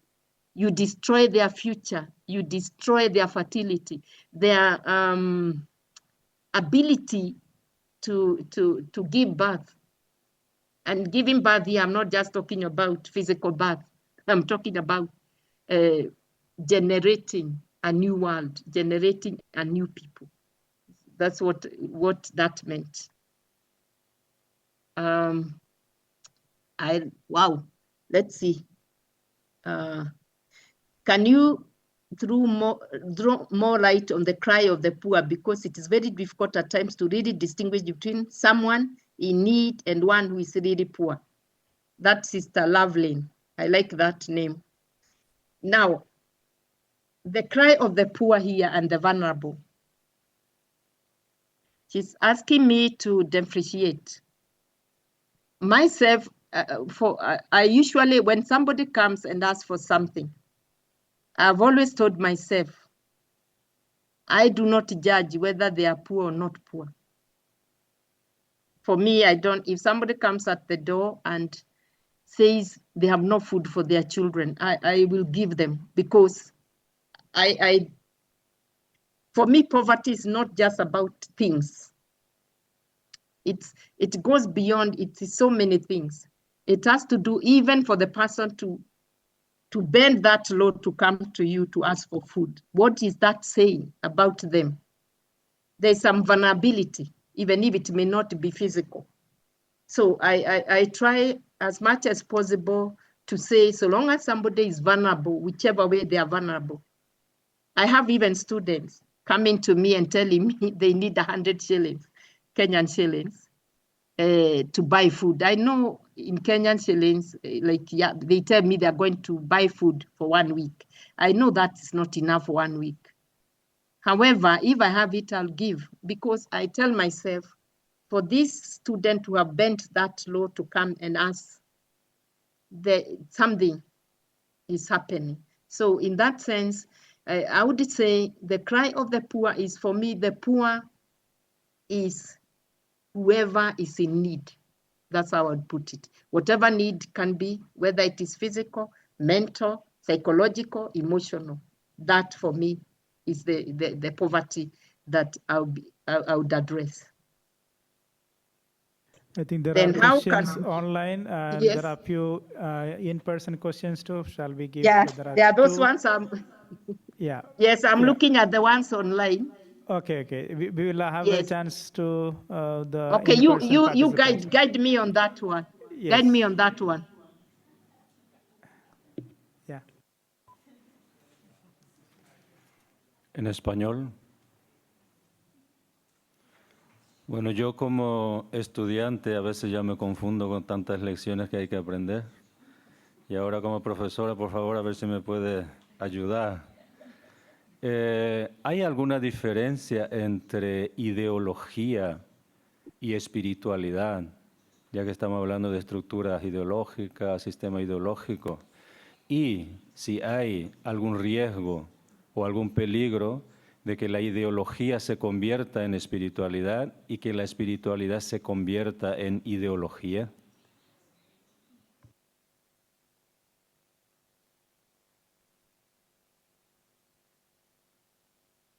Yeah, one more question. Mary? Yeah. Yes, thank you.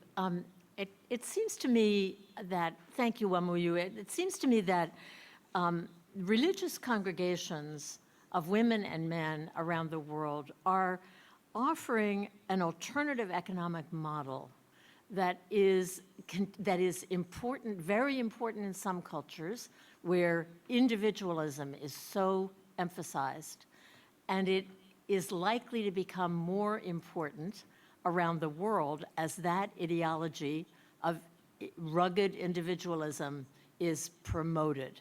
And I guess, could you say a little bit about the gift of community that religious congregations bring to a world that is increasingly fragmented, and how that is, I think, an alternative economic model that is also more respectful of the earth? Just any thoughts that you can add to that? One more question. Yes, sister.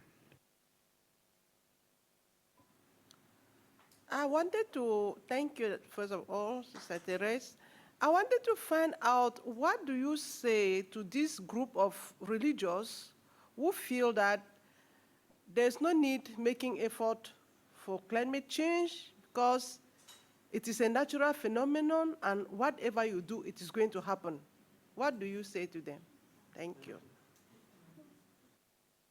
Yes, Wamuyu, over to you. You can respond to the questions. You have 10 minutes more. Okay. 10 minutes, okay. Thank you. Now, I start with the question on ideology and spirituality. And what I would like to say about that is that, as if you remember in my sharing, ideology can legitimize power, and even if that power brings about inequality and also is false. I mean, making it ethical when it's not ethical. And that you have actually pointed out very clearly. We can tend to, we can tend to justify, we can use ideology to justify a certain spirituality. And I think in my sharing, I gave the vow of obedience, and the vow, also I can talk about the vow of poverty, because I think that for me is where it plays out very well, that sometimes we can embrace a certain ideology and make it a spirituality, a way of life, so that at the end we really don't know whether this is an idea or actually is a spiritual, is a practice. So there is a very thin line between the two. And that's why I was saying, if you remember, I said if we religious need to reflect on that. I can't share the slides now, but there was a slide where I invited us to look at that, on how by legitimizing a certain way of dealing with the power, we could also legitimize, I didn't use the word abuse, but we can actually legitimize ways that are abusive, that power becomes controlled. Exactly, that's what that big foot, that we can do that. So it's to observe that thin line. Then the question Marie asked about religious congregation women in the world being an alternative way. So balancing of community and the fragmentation, of individualism. And I agree with Marie that religious communities have something very special to offer. For women or men to come together, they are not joined by blood ties or kin ties, but because they are joined by a certain power, that power of that we receive, the call, the power of the call. It actually witnesses that we can actually, that a new world is possible. That is one thing. That because often we think that we have to live individually for us to make impact, or individualism is very important because it gives me identity. However, our living religious life witnesses to that fragmentation, that actually people joined by a certain call can live together and make a difference in the world. So I would say that what the challenge for us living in community would be the muting of what I called individual agency, the muting of voices, and also that big foot that I showed, that those in power crushing others with their big foot, and also tending to who calls the shots, and that you saw that drawing of the manipulation, like puppets. So for me, the religious life, what you have to watch about community is allowing people a voice, the different people a voice, but also being allowed to be who you are. And that is usually the challenge. How do we balance individualism and also community living? And that's why I said a lot of this has to do with us going back to our communities and reflecting on these issues. But it does witness to the new world. It does witness to what we expect for future. Because even for Christ, he could have chosen to live alone, but he chose to have a community. So the power of community is important, and we cannot do away with that. So it's how we rejuvenate that and how we deal with it in our modern society. That means having more dialogue, sitting together and looking at this way of life critically. So I agree with you, Marie, it's important and it does have a place in our society. And even more, you notice a lot of young people actually joining religious life, and it's because they are searching for that oneness as a community. Then there was the last one. What was it? I think, sorry, I can't, I wrote it in short form. It was something like, how do we deal with religious who feel that the effort for climate, that they don't need to do anything about climate change because it's natural. Now, when we talk of disaster, there is a theory we use, the theory of fate. And the theory of fate says everything that when a disaster happens, it is God's will. Now, I think there's a danger in that, saying that it is God's will that the climate, that the world has become the way it has. We all know that it is not, that we have a part to play with it. So I would say such religions are in denial, and those are the challenges we may need to deal with and kind of bring them to see the part that they have played, gently bring them to see the part they play in making the environment the way it is. Of course, there are those which are natural. However, there are some which are man-made or human-made. So those are the ones we have to deal with. So we can't just close our eyes or bury our heads and say these things are not real. They are real. Climate change is real. and we need to deal with it. We need to engage with it. Otherwise, for religious to be, we would call it being fatalistic or,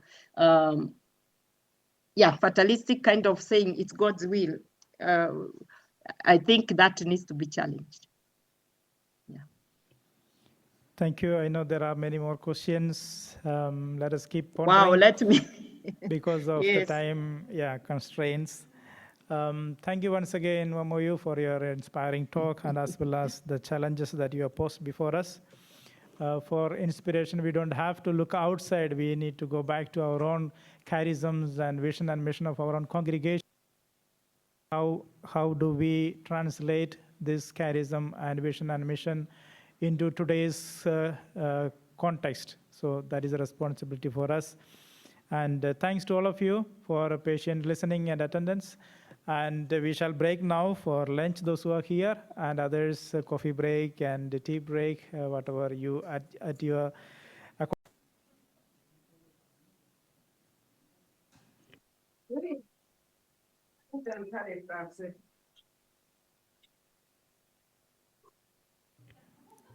Oui, nous attendons la traduction. Oui, on l'entend très bien. So I was saying that our topic today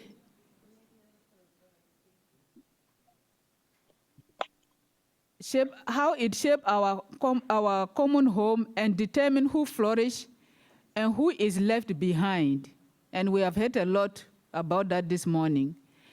Rooted in our justice, peace, and integrity of creation mission of building a global family for systemic transformation for all creation.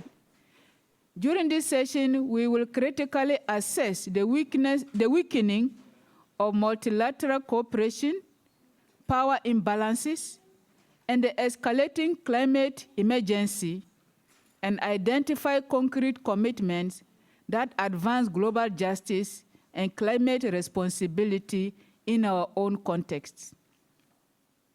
In this session, we will reflect on the crisis of multilateralism and its impact on global justice. When international solidarity weakens, collective action on climate becomes fragile. Yet ecological sustainability demands shared responsibility and renewed global commitment. No translation.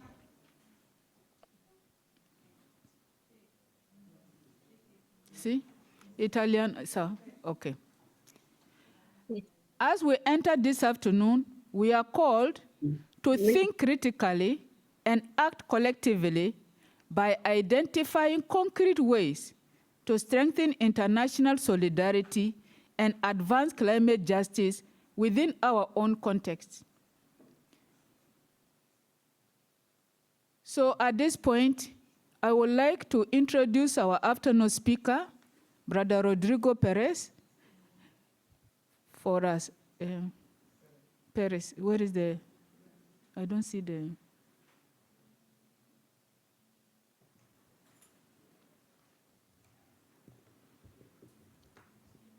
doesn't appear here.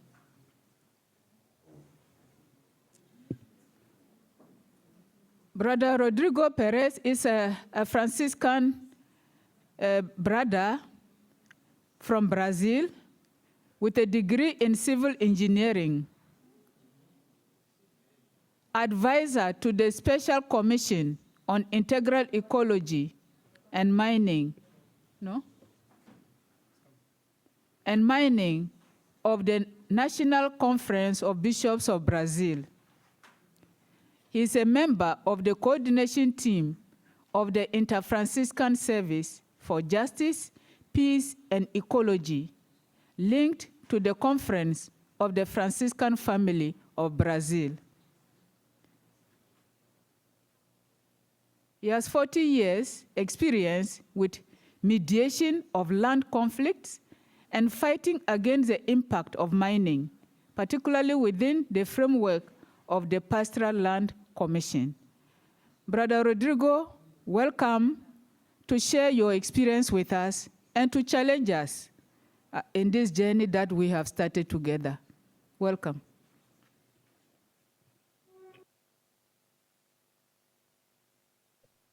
Thank you for the opportunity. And I want to start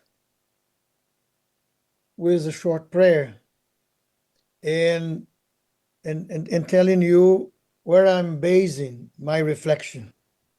So it will be okay because it's very short, the prayer, and it's in the 5 languages.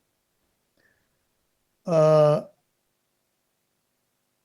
of life, creator of earth and all that lives, we gather aware of the cries of the poor and the cries of the earth.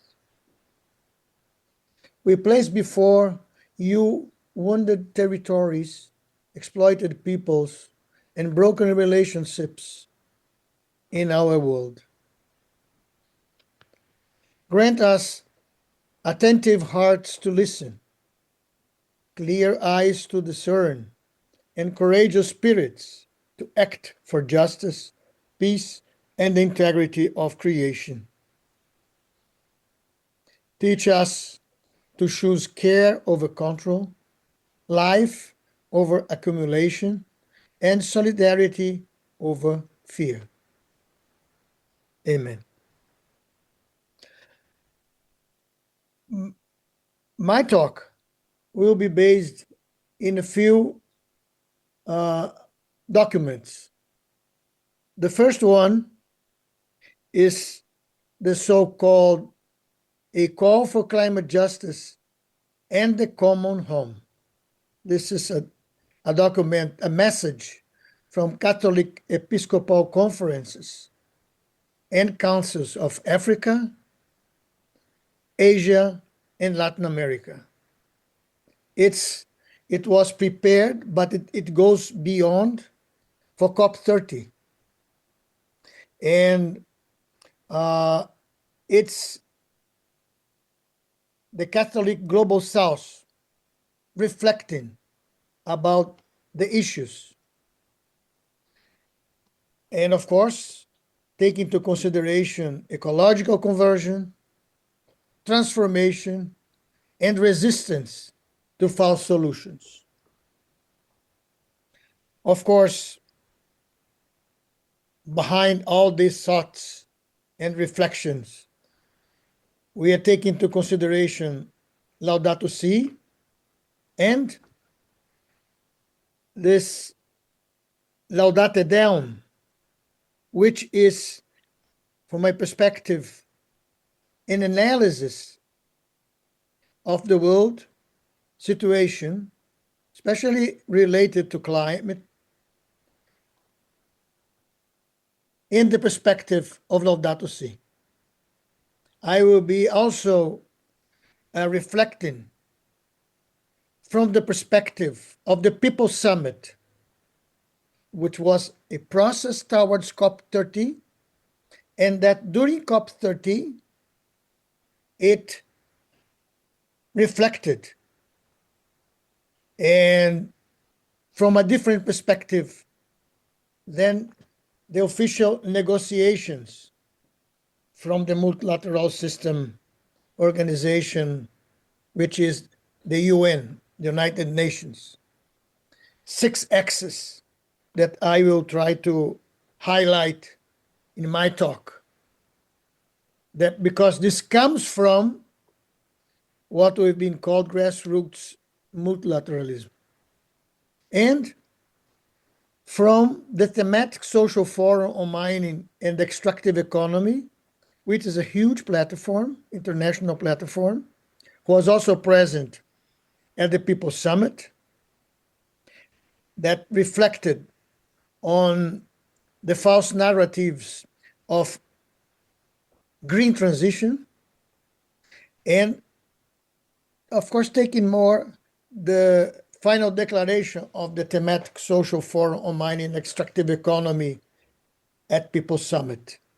So this is going to be the universe of my talk. Of course, we are dealing with a very complex situation.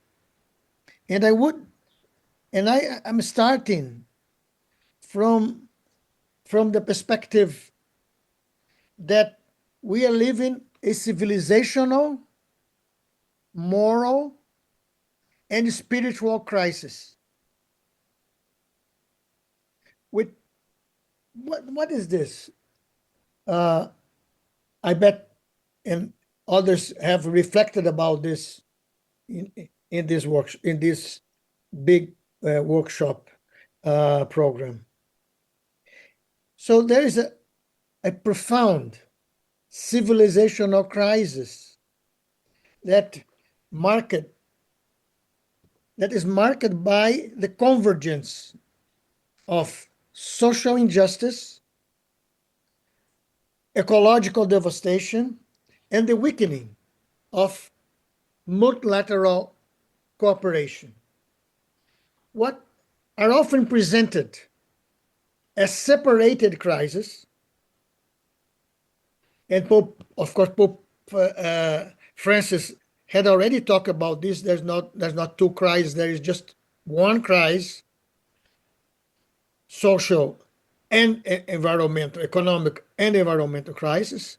But climate change, biodiversity loss, growing inequality, forced migration, and armed conflict are in reality interconnected expressions of a global economic and political system that prioritizes accumulation of wealth, power, and security over the dignity of peoples and the integrity of the planet. So we are living in an interconnected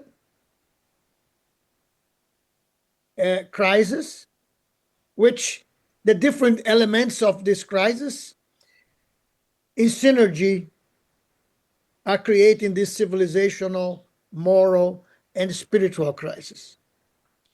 So at the heart of this crisis lies not only environmental collapse, but also a moral and spiritual failure.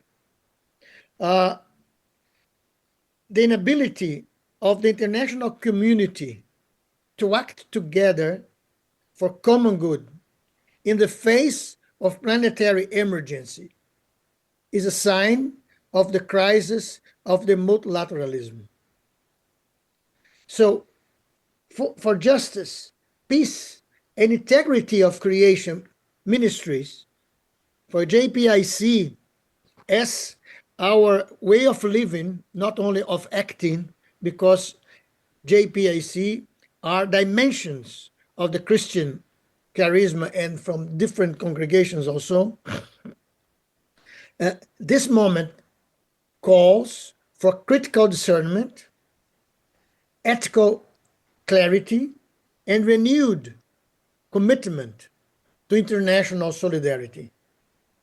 So that's the state, on my perspective, of the world that we are living in a very broad and big perspective. So the crisis of multilateralism and global justice, how can we see these things? I think multilateral institutions, particularly within United Nations system, which means all those multilateral organizations that were created, especially after the Second World War, when US and Europe tried to reorganize the world the way they thought it would be ideal. So these multilateral organizations and systems were created with the intention to safeguard peace promote cooperation, and protect common goods. We just can start imagine if this already, this was really happening, or if this intention was never able to take place in reality as would be ideal. But they were meant to enable collective responses to global challenges that transcend national borders. And, however, what we've seen, especially in the recent decades, multilateralism has been progressively weakened and reshaped to serve dominant economic, technological, and geopolitical interests rather than global justice. So this tension that the needs of a global justice, the needs of protecting the common goods, and to create a space of dialogue among nations for a construction of a world with more justice, with more peace and care and respect for nature start to fail because the systems start to serve the dominant economic, technological, and geopolitical interests. More specifically, I would say the capitalist perspective, because this is more hegemonic in terms of its presence in the different territories around the world. Environmental governance has increasingly been subordinated to economic growth, market logic, and corporate power. So that's the logic that runs the environmental governance.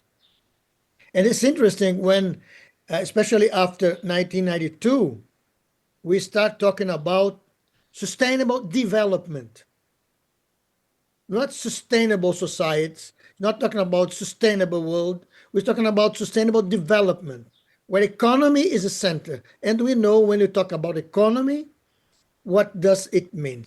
What began as a global commitment to protect the environment has been reframed through a language, through the language of what I just said, sustainable development, in ways that treat nature as capital and ecosystems as resources to be managed for continued expansion. So that's why lots of people talk about natural capital. So it's like the nature is a big stock of capital. And the ecosystem are the resources that we manage. Under the rhetoric, and this is the evolution of the economic thought, especially as a reaction to the effects of its own impacts of the same economy that I'm talking about on the environment. So they started to forge another term, green economy, and more recently, transitions, specifically a more common that we've been listening, the so-called energy transition. Because it's more easy for propaganda. So ecological protection is now reduced to a technical or financial challenge rather than to recognize as deeply moral, political, and spiritual issue. So it's the economic perspective that is the strong world vision, and specifically in the solutions also. If we remember the agenda of COP30 and the negotiations, maybe one term it's very well known, when at the negotiation they talk about climate finance, or when we talk about carbon credits. It's all behind of this is economy.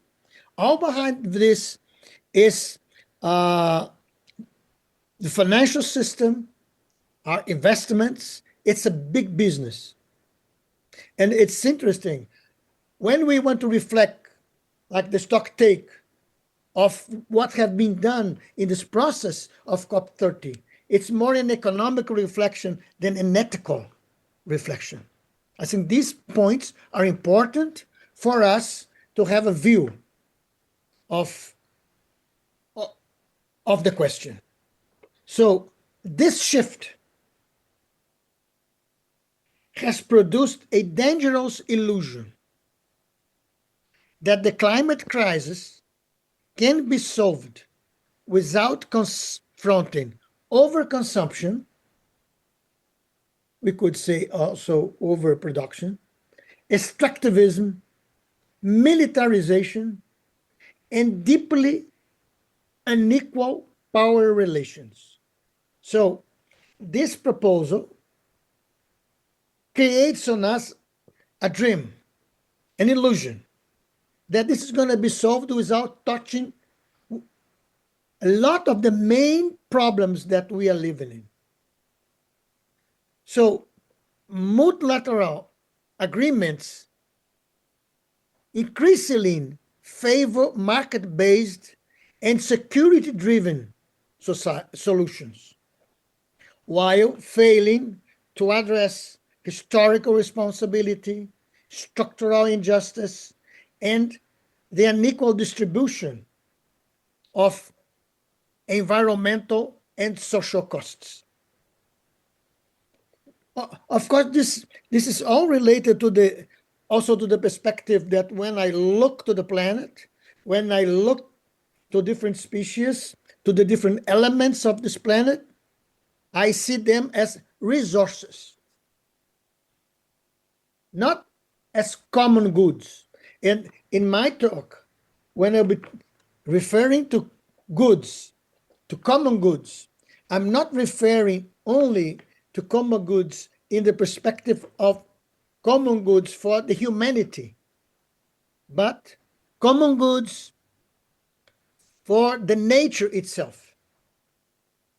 Because everything is interconnected, like it says in Laudato Si, and life is possible within this interconnectivity. That is not only us there, but everything, every element, every species, every single life and other elements in this planet. So with this perspective, huge cries, solutions that are not really tackling the problem, but are trying to greenwash those problems and facing a lot in the perspective of technological solutions. If we change technology, everything is gonna be okay, but we don't change our way of living. We can, I think we all agree, we are living in a climate emergency. And this climate emergency, we can connect it to extractivism and the geopolitics of transitions. So now let's reflect a little bit about this. So the climate crisis is now being used as to justify a new global wave of extraction, of extractivism. Because this economical perspective, this transition put on the top the mining sector as the one who will give us, or through it, we're going to have a solution. So the growing demand of minerals, and not and now we have those minerals essential to these new technologies, minerals essentials to renewable energy technologies, such as lithium, cobalt, copper, nickel, graphite. These so-called critical minerals and rare earth. So the demand for those minerals is accelerating territorial invasion, ecological destruction, and social conflict, particularly in low and middle income countries. And here maybe it's important, a parenthesis. Who designed this solution? With whom they discussed? That's why the document of the Church of the Global South is important. The Global South, of course, it's an ideological term, because when you talk about South, we know that part of Africa is in the north. But Global South means, let's see, those low and middle income countries, and not the ones who really run, especially those who really run this process and built that multilateralism that now is failing. Because they want to change, to repaginate capitalism. What's often obscured is that the so-called transition, and if we just look for energy transition, we start to see that it does not stand alone. I want maybe to make a parenthesis here and say, look, when you talk about critical minerals, the definition or the numbers of the critical minerals varies according to countries or to regions of the world.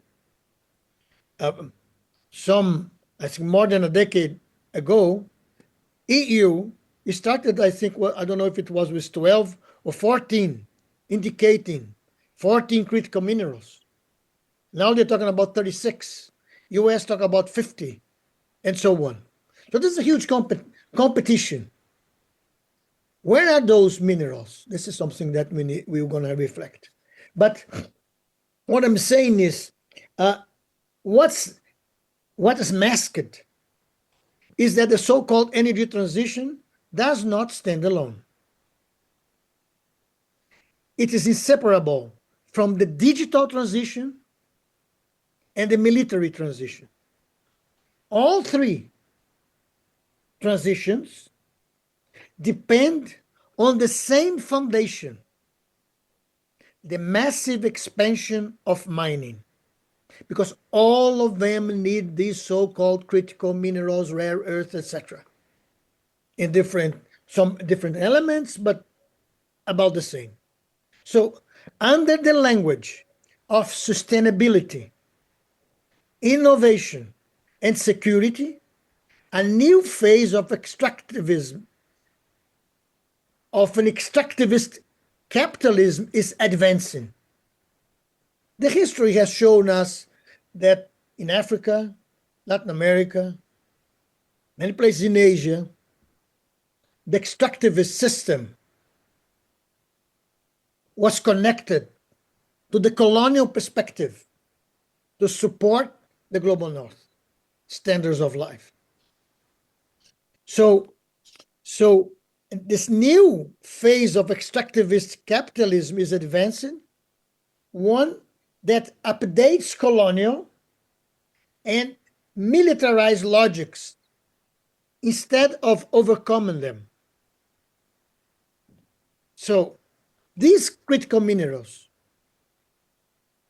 in essence, are not only critical minerals for energy,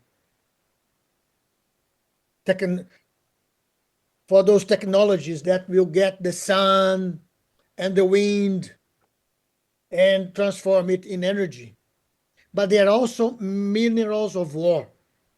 minerals of blood. They are indispensable, of course, for solar panels, for batteries, to capture, to storage, and to distribute this energy that is called clean, not the mining not clean.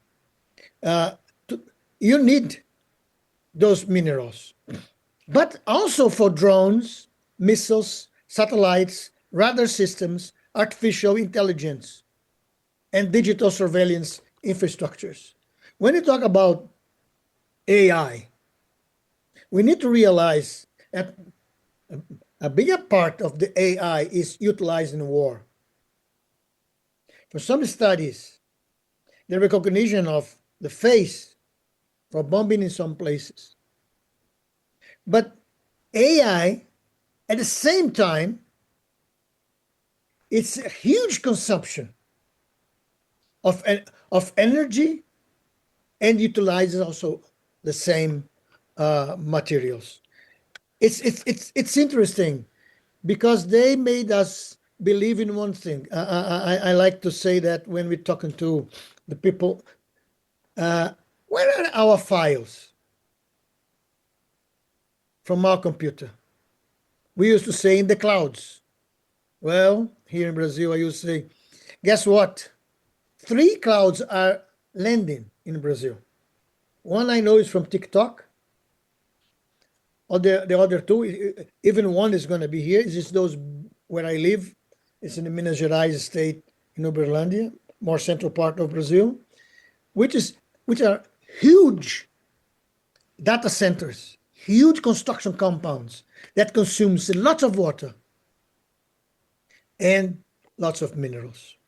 So control over these minerals is concentrated in wealthy countries and transnational corporations, while extraction is imposed in the territories of the global south. So what's happening? They are reproducing patterns of dispossessions, environmental sacrifice zones, and human rights violations. Because we can put any kind of an adjective near to transition. Sustainable, just, green. But at the end, mining means impacts. Mining means a lot of contamination, lots of environmental destruction, and a history of human violations, human rights violations. So this reveals a deep contradiction. A transition that claims to be ecological while relying on violence against peoples. And ecosystems cannot be just or sustainable.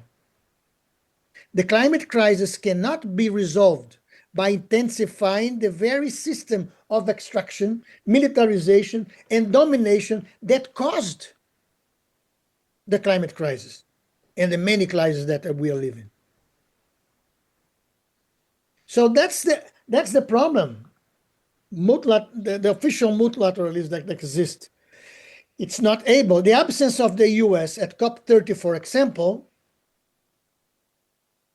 it was a strong thing. Gave possibilities for the oil producers in the issue of the so-called fossil fuels to take out from the document the expression fossil fuels. Can you imagine? You have the final document of COP30 and there's no term such as fossil fuels.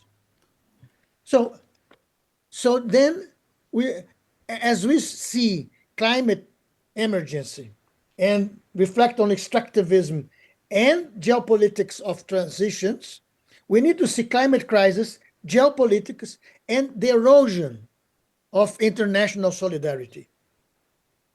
This is what we live in. At the same time, international solidarity is being replaced by narratives of national security, strategic autonomy, and compensation for resources. Critical minerals are increasingly framed as matters of geopolitical survival. So states define, as I said, their own lists of strategic resources based on military, industrial, and technological priorities rather than on planetary or human needs. So in this context, the climate emergency is instrumentalized. Instead of fostering cooperation, it is used to justify new forms of territorial appropriation and political pressure. We don't need to talk about this. The examples are many, especially Venezuela because of the oil, even though the situation is a little bit more complex in terms of kidnapping a president and keep the system there. So, but when talking about Greenland, when we talk about other areas, the pressure over Iran and the issues of in the Gulf, the competition with China and Russia, etc. So access to minerals is negotiated through power asymmetries, where military, diplomatic, or financial support is exchanged for control over natural wealth. Now Trump and the US wants to negotiate, to make a deal with 54, I think it's 70 or 54 countries. Already there are many countries who accepted in the competition because China processed about 90% of the critical minerals, and the US has the need of this, especially for its attack and security systems. And then what happened is he is trying to make a deal where the US will have preference in buying or extracting those elements. It's just like what happened with the agreement in between DRC, Rwanda, that was surveilled by the US. So US said, I can guarantee security in the extraction in Rwanda, but if I have preference in those elements. The same thing with Ukraine. You know, we've spent a lot. Now we need those, and he's looking for here in Brazil these so-called critical minerals, etc. So, in this context, the instrumentalization. So, it's strong. Access to minerals is negotiated through power asymmetries, I said. So, reconstruction, peace building, and development, especially in conflict-affected regions, are tied to intensify extraction. Sovereignty becomes negotiable, and military presence is normalized as a guarantor of security and transition. So this dynamic undermines multilateralism at its core. Wealthy nations externalize environmental and social costs to poor regions while securing their own energy, digital, and military transitions. And then what we can see, the results.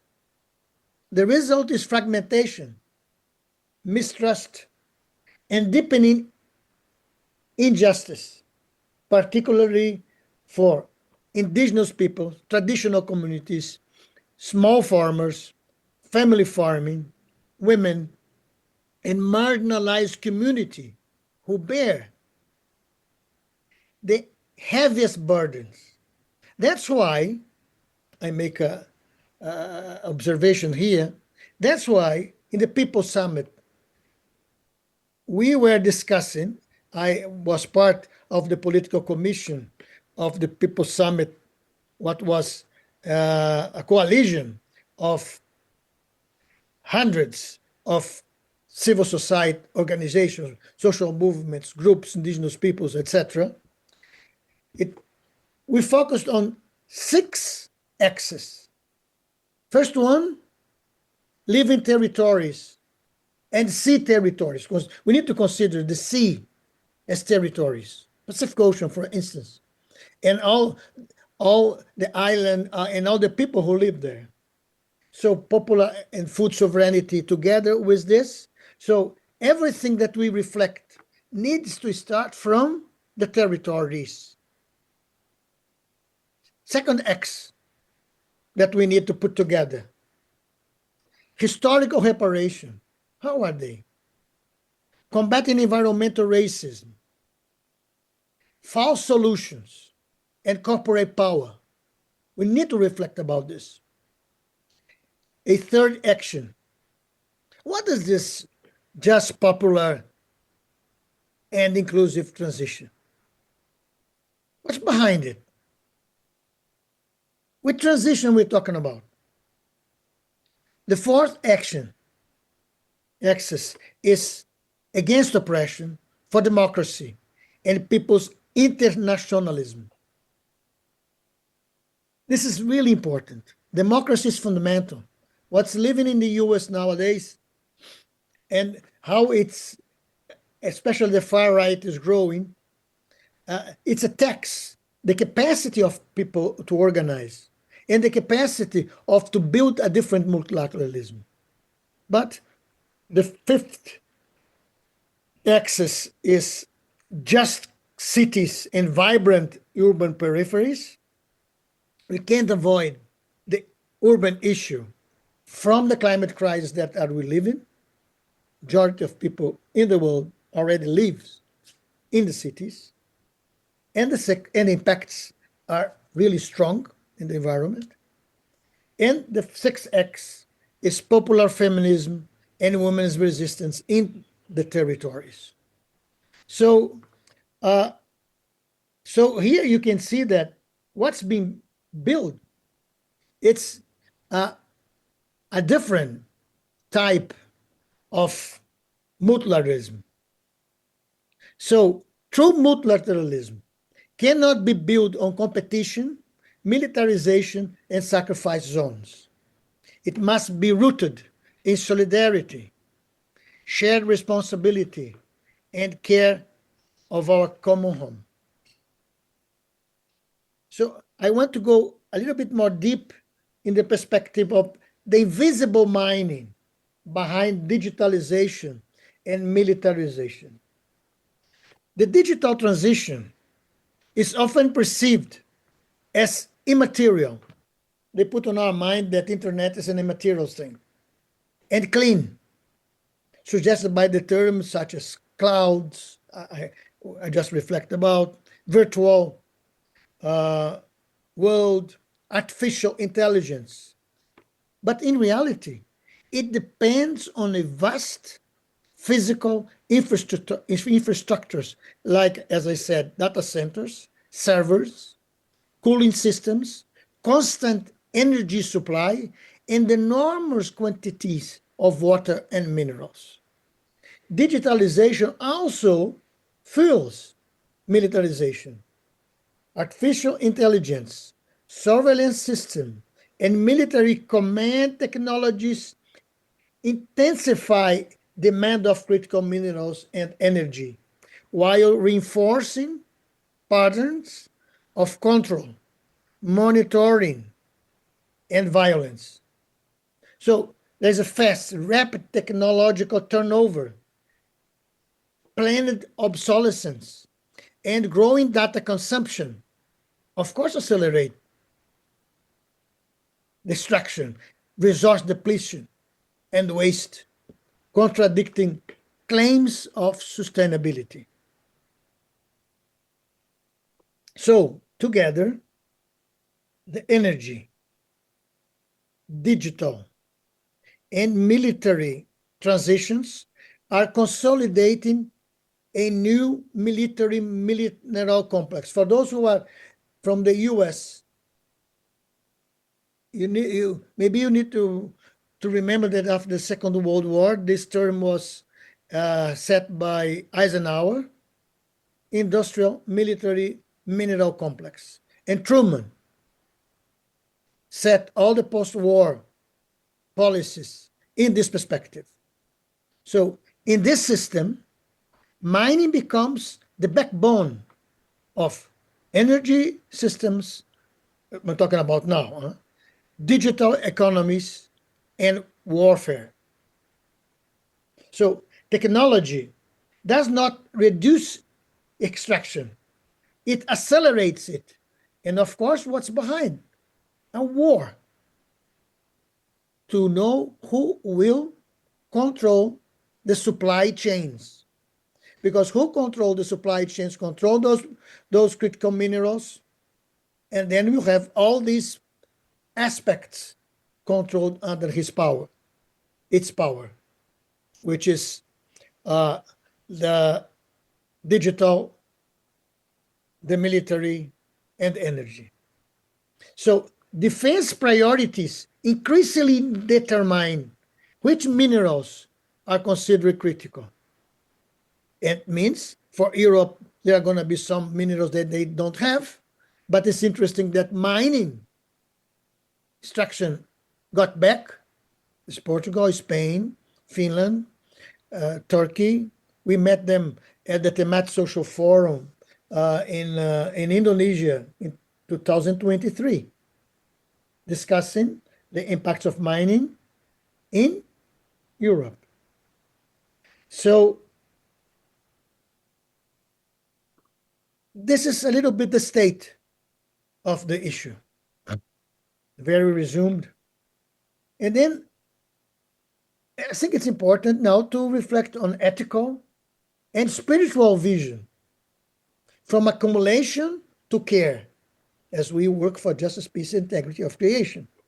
So for us, consecrated persons and JPIC ministries, this moment calls for prophetic clarity and moral courage.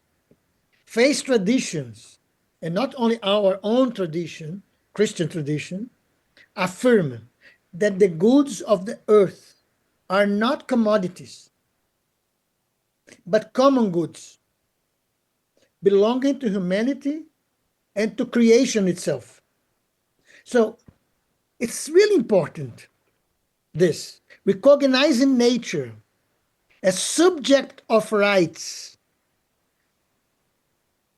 opens the path to an ethic of care, reciprocity, and regeneration. Here, I don't know if I have time for all, but it's important. The financialization, and this is the document, the call from the Global South, talks very strong about this. The financialization of nature, it's an attack on the worldviews of the people. When I talk about worldviews here refers to the framework of ideas and beliefs through which a person or a culture interprets the world. So the indigenous world vision understands nature as a living, sacred, and relational being. Everything is interconnected: land, water, air, animals, plants, human beings form a single web of life. It's interesting, St. Francis of Assisi, in his canticle that we celebrated 100 years last year, talk about we are all relatives, brothers, sisters, Mother Earth, etc. Human beings are not owners, but part of creation.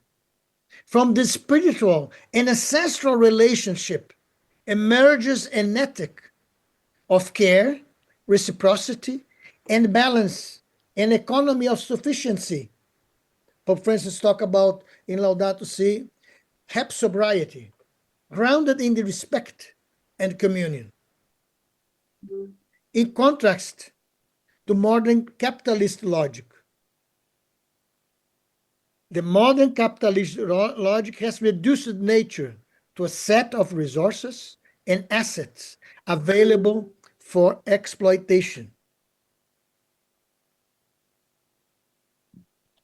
The financialization of nature is the most recent and sophisticated expression of this logic. Under the discourse of green transitions and market-based solutions, there is an effort to transform commons, forests, waters, minerals, biodiversity into tradable commodities, and even the photosynthesis. Because when we're talking about carbon credits, is this. So in this context, mechanisms such as carbon credits and a new one that are trying to implement, Brazil, Indonesia, and DRC, the so-called Tropical Forest Forever Fund, are not neutral conservation policies. They are part of a project of domination and control that redefines the very meaning of life and spirituality. Through them, a new civilizational grammar is imposed in which monetary values replace spiritual value and the price becomes the criterion of existence. What was once sacred, forests, rivers, the air, the water, the territory, is now assessed in dollars per ton of carbon or per hectare conserved. So this is a change in the logic. So here, the vision challenges the belief, this vision, challenge the belief that human well-being depends on endless growth, domination, and destruction. It affirms, instead, that a good life for some cannot be built on the suffering of others, nor on the destruction of the planet. And here I would say there are alternatives in the world nowadays happening.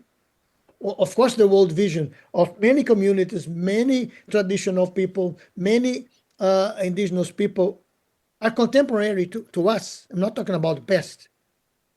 So alternatives already exist and must be strengthened, including economies of sufficiency rather than excess, community-centered developed rather than corporate military control, agroecology, food sovereignty.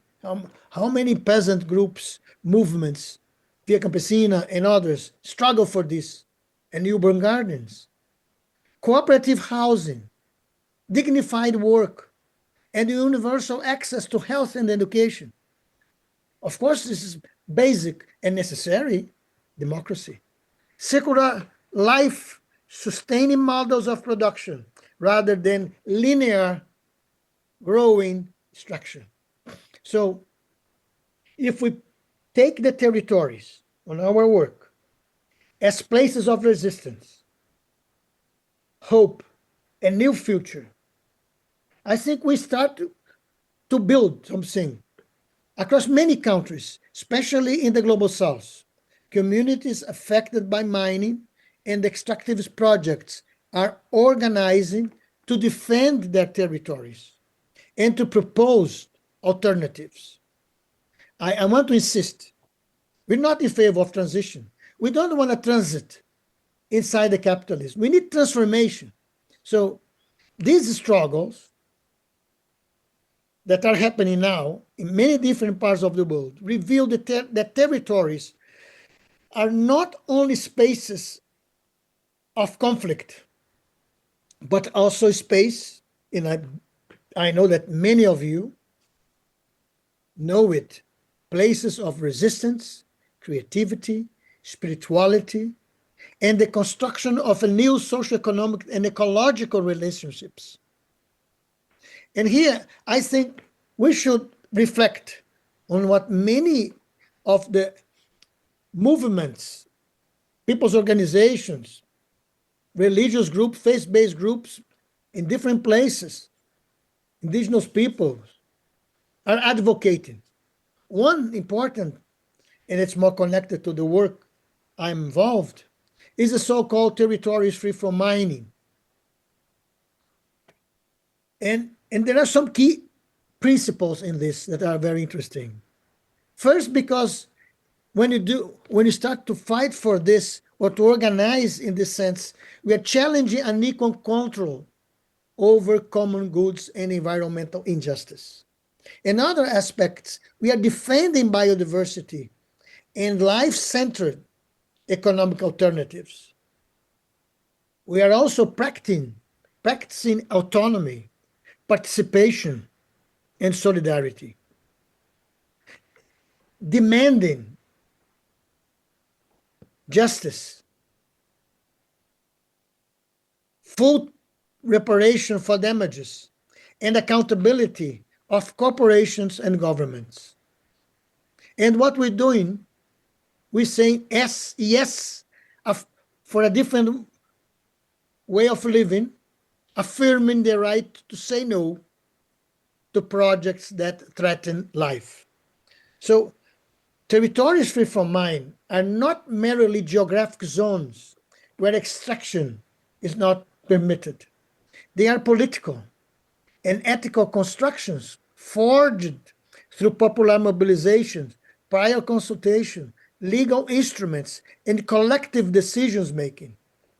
Communities assert their right to say no while simultaneously building concrete alternatives such as agroecology, family farming, community-based tourism, and protection of social biodiversity. So we need to face that when this top-down multilateralism is in crisis, we need to start to see the importance of interconnectivity among all these initiatives, among all these different proposals that exist, these different societies that can be built in this world. Grassroots multilateralism. This is something that needs to be related to us. So grassroots multilateralism and the role of the consecrated life is important. Grassroots multilateralism emerges from the bottom up, rooted in territories, communities, and social movements, rather than states and corporations. I'm not saying we're going to avoid, we're not going to dispute the state, we're not going to dispute the governance, we're not challenging or dismantle the corporations. But I'm talking that is necessary, directly confronts. So this grassroots multilateralism directly confronts the historical dynamics of capitalism and colonialism that have transformed nature and lives of indigenous, peasant, and traditional peoples into commodities, now renewed under the banner of the green transition. Communities resisting mining do not act in isolation. They connected local struggles to transnational networks, denouncing corporate practices, pressuring governments and companies, and generating international visibility and solidarity. There are some very good experiences and things happening. If we see in Bolivia, for instance, in the Amazon region of Bolivia, in Alto Beni and Palos Blancos, along with indigenous territories of Mocenten and Semane peoples, have declared themselves free from mining. These areas, they promote agroecological cocoa production, community-led governance, and sustainable livelihoods over extractivism. So there are some interesting aspects of these agroecological and zones free from mining. Location and defense. The focus lies in the Amazon. In that case, Madidi regions, where communities protect biodiversity areas from mining, but through illegal action. municipalities have successfully enacted local laws and used the plurinational constitutional tribunal of Bolivia. That's why the democracy and politics are important. We need to change the constitution of our countries too. And they have the plurinational constitutional tribunal to defend against mining. The issue of the women's leadership. Local women play central role in defending the territory, promoting alternative economies. So the efforts center on agroforest and sustainable, locally controlled food production. And despite this initiative, the areas face significant pressure, of course, from mining corporations. That's the struggle. So these efforts align with the constitutional recognition of food sovereignty and the protection of Mother Earth of the Bolivian Constitution.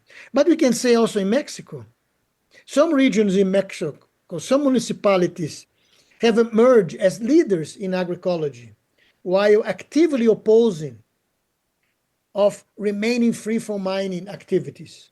Oaxaca, Sierra Norte, and Central Valles. Many communities here identify as territories free from mining. Indigenous Zapotec communities, such as those in the Sierra Norte, have successfully blocked mining concessions and prioritized sustainable forestry and agroecology. Of course, the region of Chiapas, Michoacán, Lake Pátzcuaro Basin, different municipalities with agricultural traditions focused on maize and resistant extractive industries. Dolores Hidalgo, Guanajuato, the municipality has explicitly declared itself free from mining. And Mexico City, the Chinampa system is an ancient, sustainable, and ecological agricultural method that continues to be defended against urban encroachment and industrialization. And there are some contextual factors. The 2023 mining reform law, the Mexican government reformed the mining law to prohibit conception in protected natural areas and remove the free land principle, making it easier for communities to reject mining. There are agroecological programs and resistant movements. So this is, and also in different parts of the world. I visit some places in Kenya that people are struggling with regenerative agriculture just to overcome the so-called climate smart agriculture. Now just to fix carbon in the ground. You're going to place your property, you're going to place your place that you live related to the financial system. So communities resisting mining, they are growing. But to this model, they are growing. So we, people consecrated, are called to stand with affected communities, amplify their voices, and engage critically with local and global policies.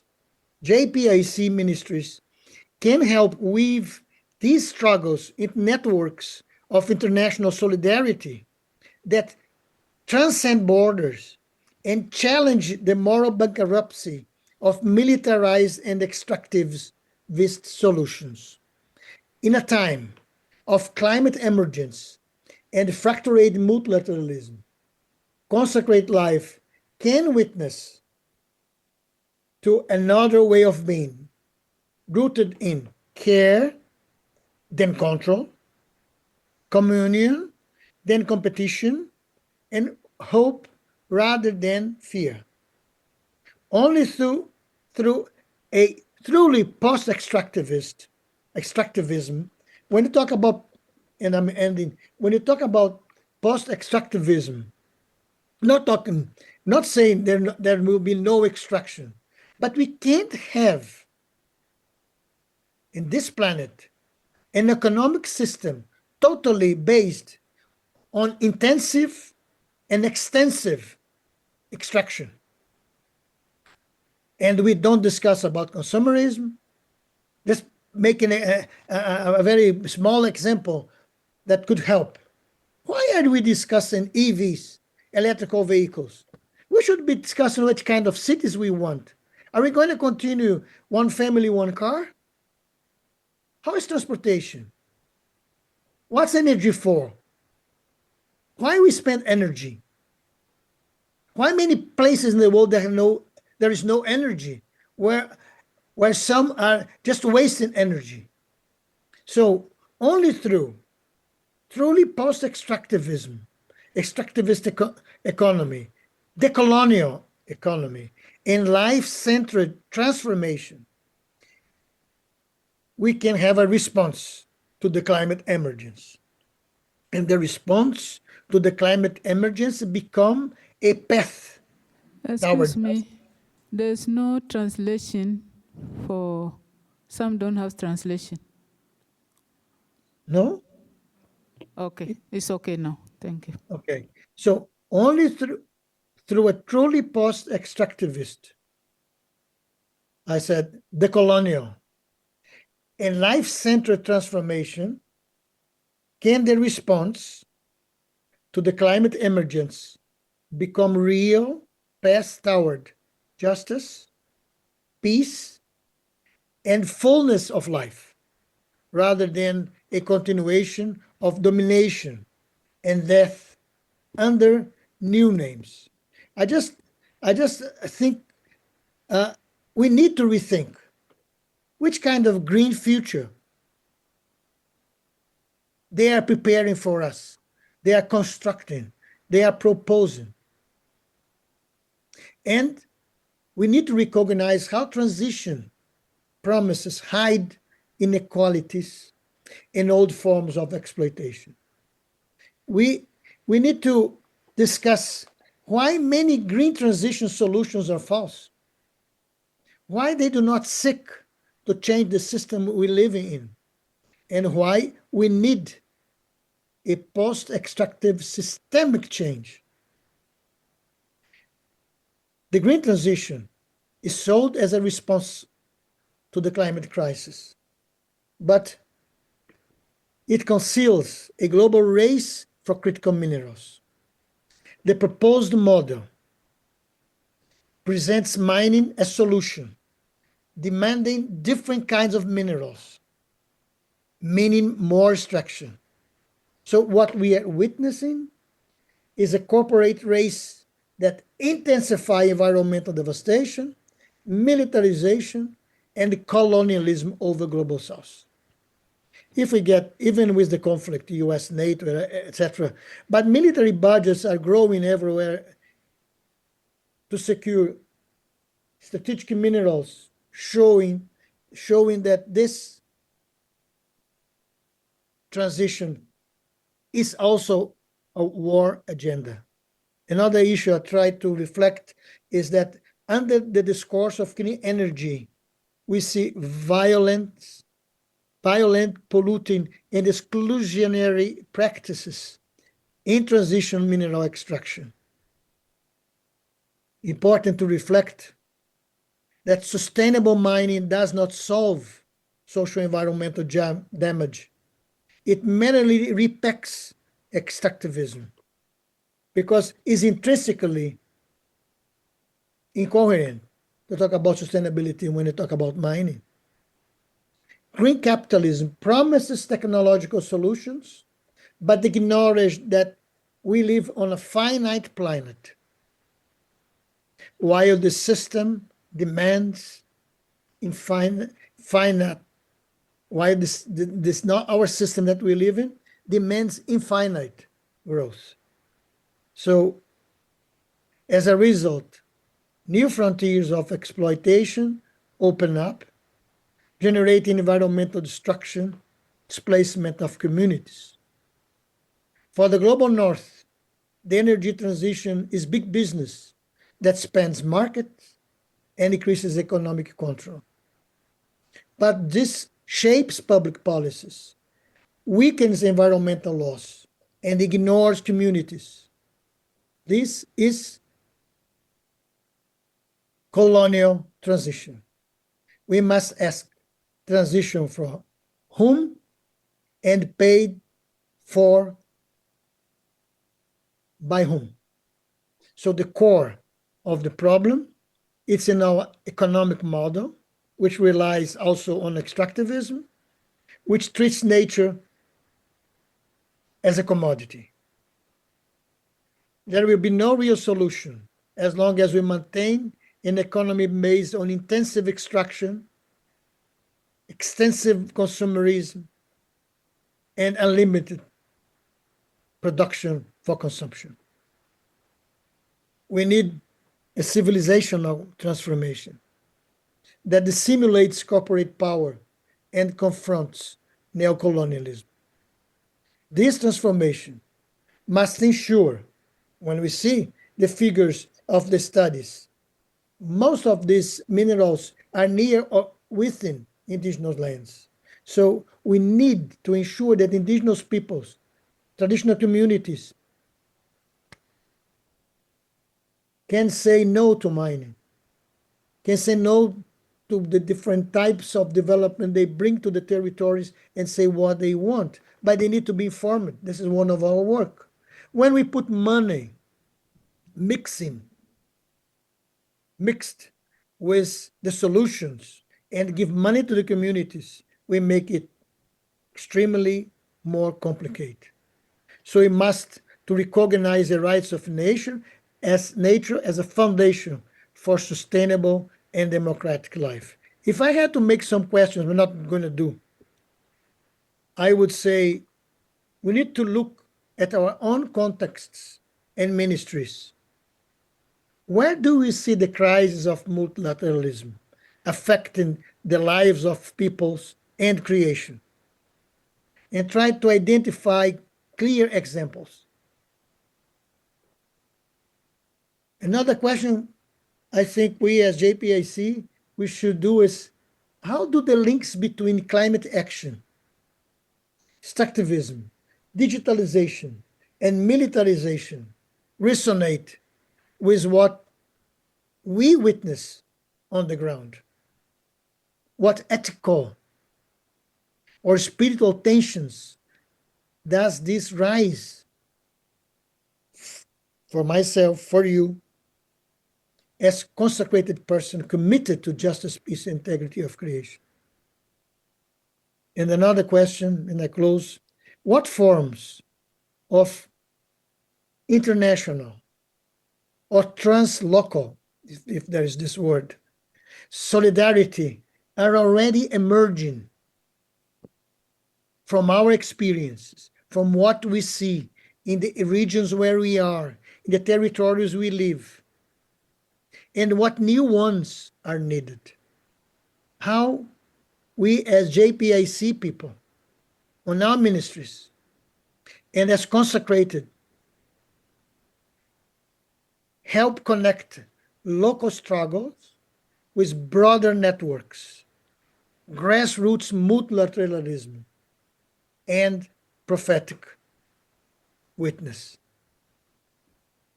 Just, I would say, this overview, it's a lot of issues connected. It's a little bit what we are collecting, and I tell you that it's very complex because the world is changing. There are a lot of impacts, especially in the geopolitics. I just arrived from South Africa. I belong to a platform, People's Dialogue, which does South and South dialogue. And we were discussing, because each year in Cape Town, there is a so-called Africa Mining Daba, where all the big corporations get together. I used to play the joke saying like this is the time they say Africa is on sale. But there is something that's changing. For during 7 years, it happens this official one and an alternative one. It's Alternative Mining Africa in Daba. And this year, for the first time, was held at the Anglican a cathedral, St. George. It was a cathedral that when Bishop Tutu was there, and it has a history in Cape Town. But it was very interesting, the presence of lots of faith-based groups and organizations trying to reflect about those alternatives and how we as faith-based people can contribute on the solutions. We maybe don't have the solution, but we can together dialoguing, we can find a solution together.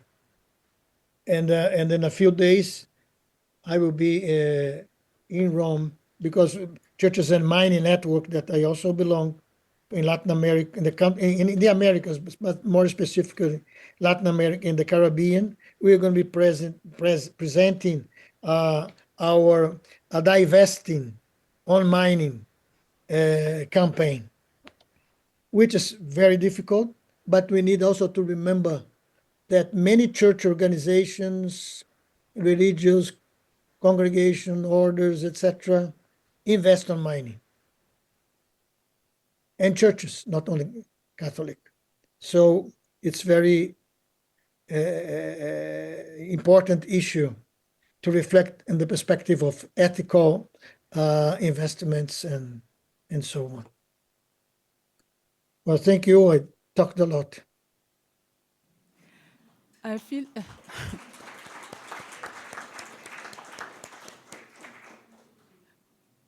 I don't even know where to start.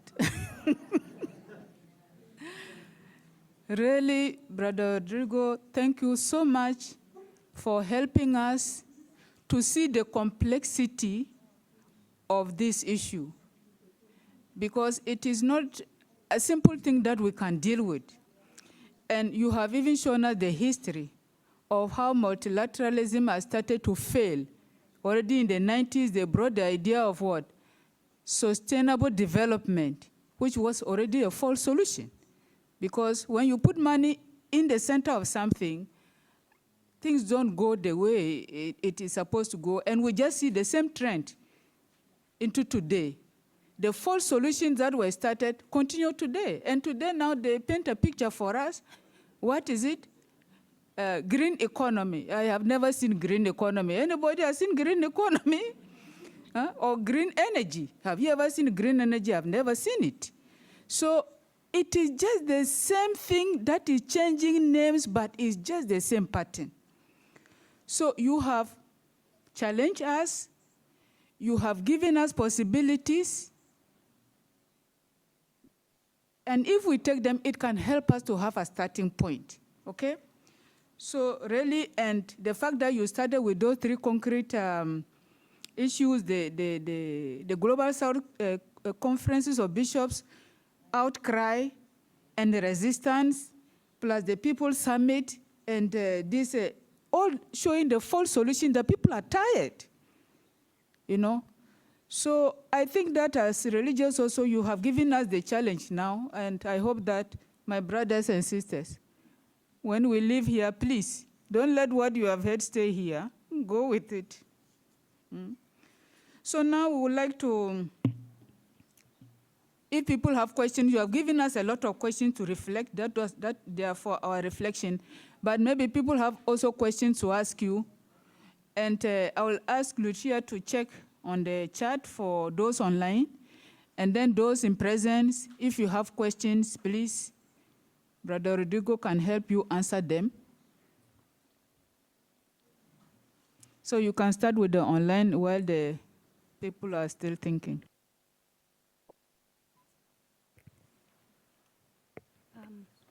Good evening, Father. Can you hear me?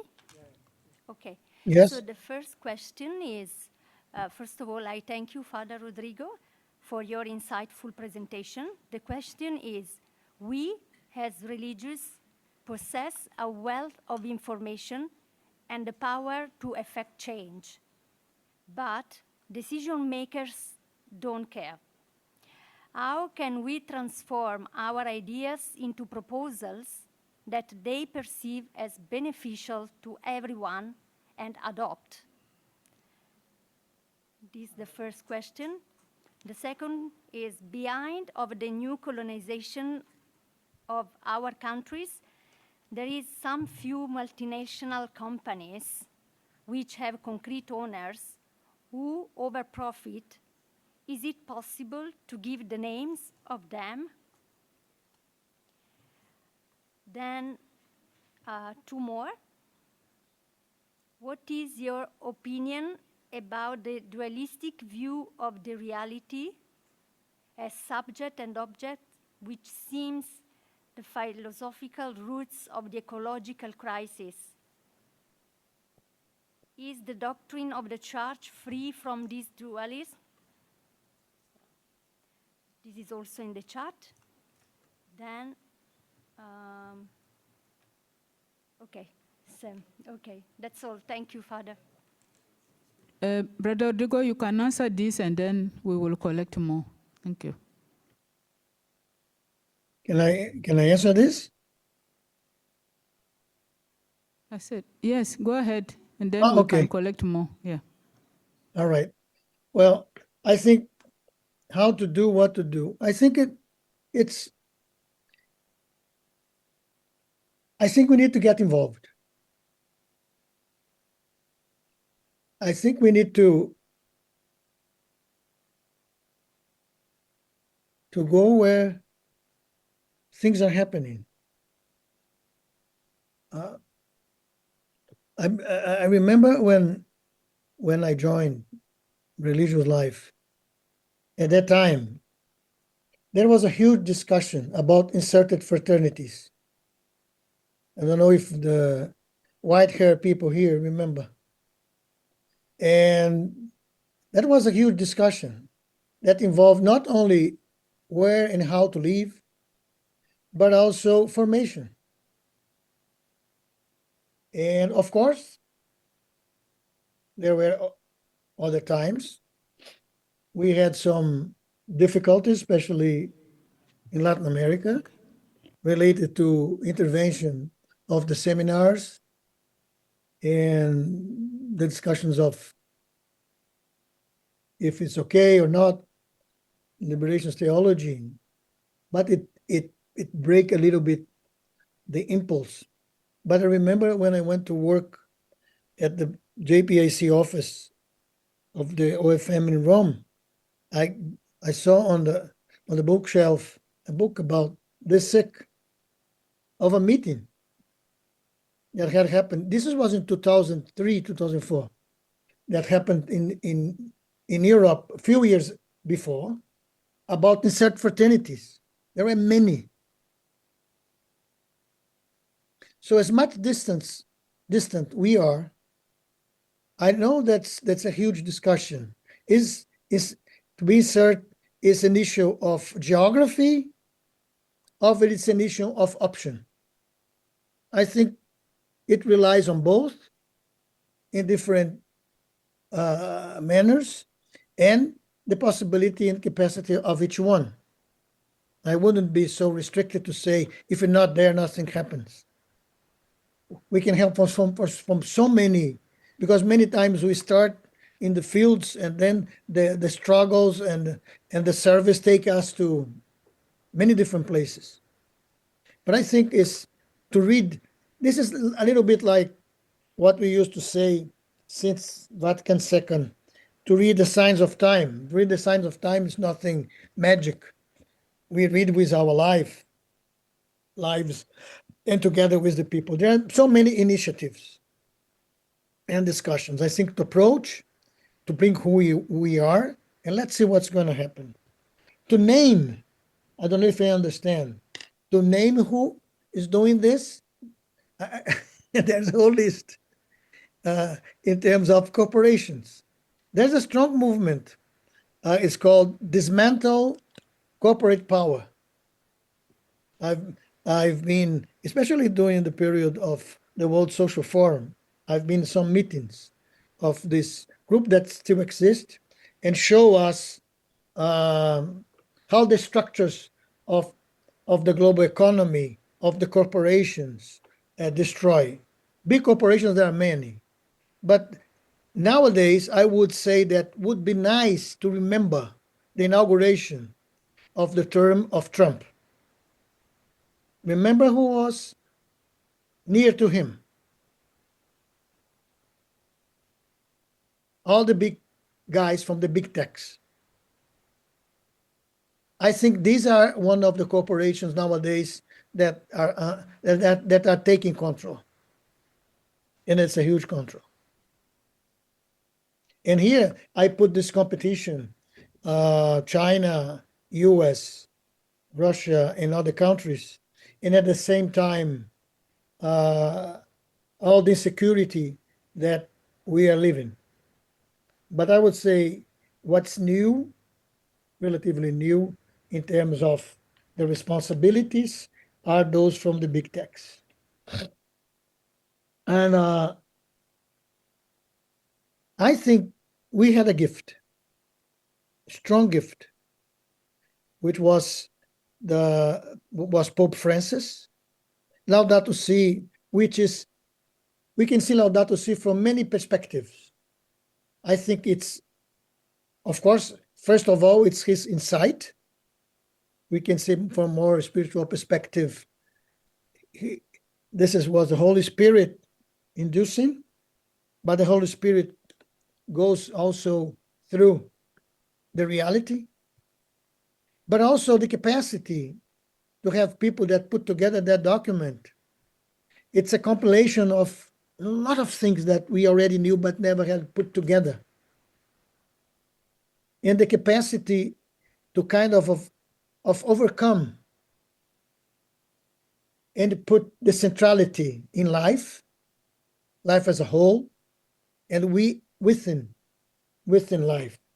I think, and the capacity that I think it will remain. It will be, I think there's no way back, even though there are a lot of groups telling that what we have to do is creation, etc. Mama Lifa and Roy were there last year when we had this 10th anniversary of Laudato Si. I don't know if others were here, but Pope Leo, when he put his hand on that piece of the iceberg that were there, how the reaction from the conservatives in the internet were strong, and it tell us something.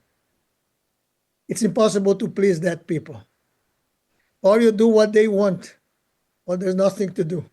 So we don't need to worry about them much more than the danger that they are.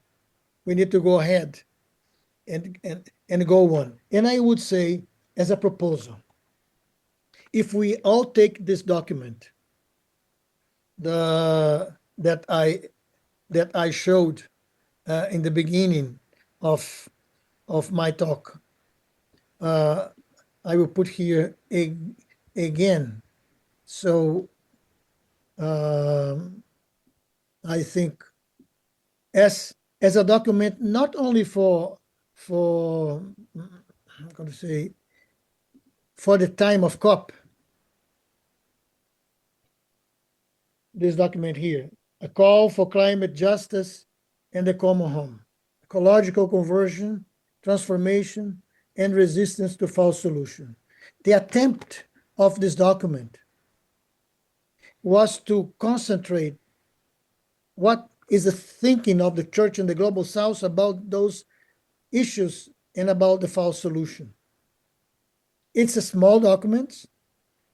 It's in 3 parts. There's a very short summary because it was done in phase to COP30, so it would be important to the first part to show to media or others. The second part, the second one text is more a resume. But then the third, it is the document itself with a lot of footnotes, and it's very interesting.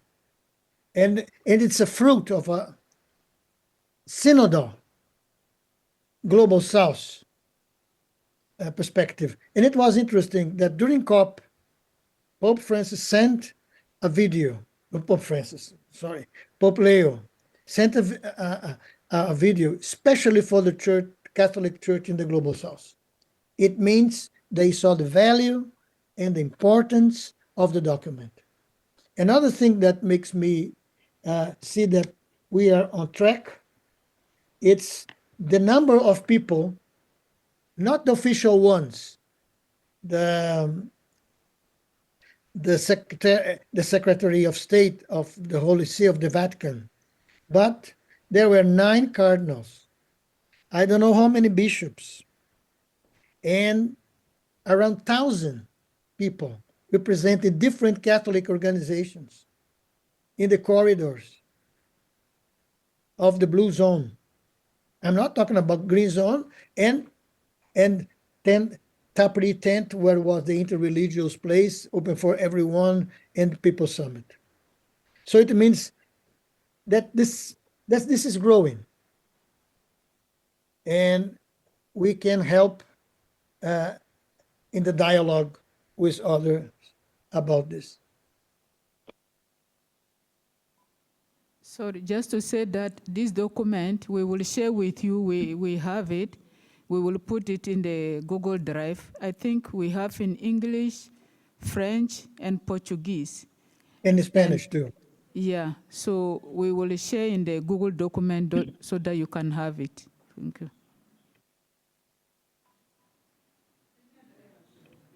So let us take some questions from the, yes, sister. I mean, in the mining sector, the poor are exploited, and at the same time, they derive their source of livelihood. I would be happy if Father could comment something on this. Here, Father Rodrigo, her point. Maybe speak a bit louder. I didn't. Yeah. He can hear? Okay. And Father, it's okay. Father Scaria and there was somebody behind there, and then, okay. Okay. Yeah, Sheila, Vanessa, and there is somebody else there. Okay. Yeah, just thank you, brother, for your presentation. I mean, you are talking about the ethical aspect of investment.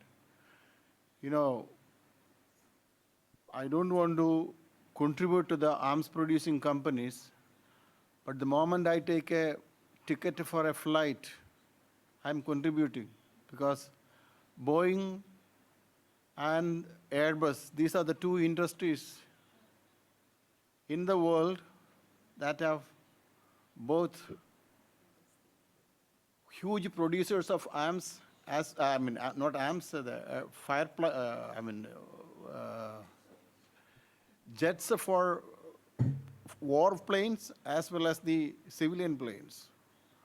Also, we all have our investments, you know, the religious communities. Today, the capital flows where there is profit. So you may be investing in your own bank, but that money goes to a company that is producing arms, which gives highest profit. So I'm asking, where we find really helpless, I find, as we are in a vicious circle. So do you have a comment on that?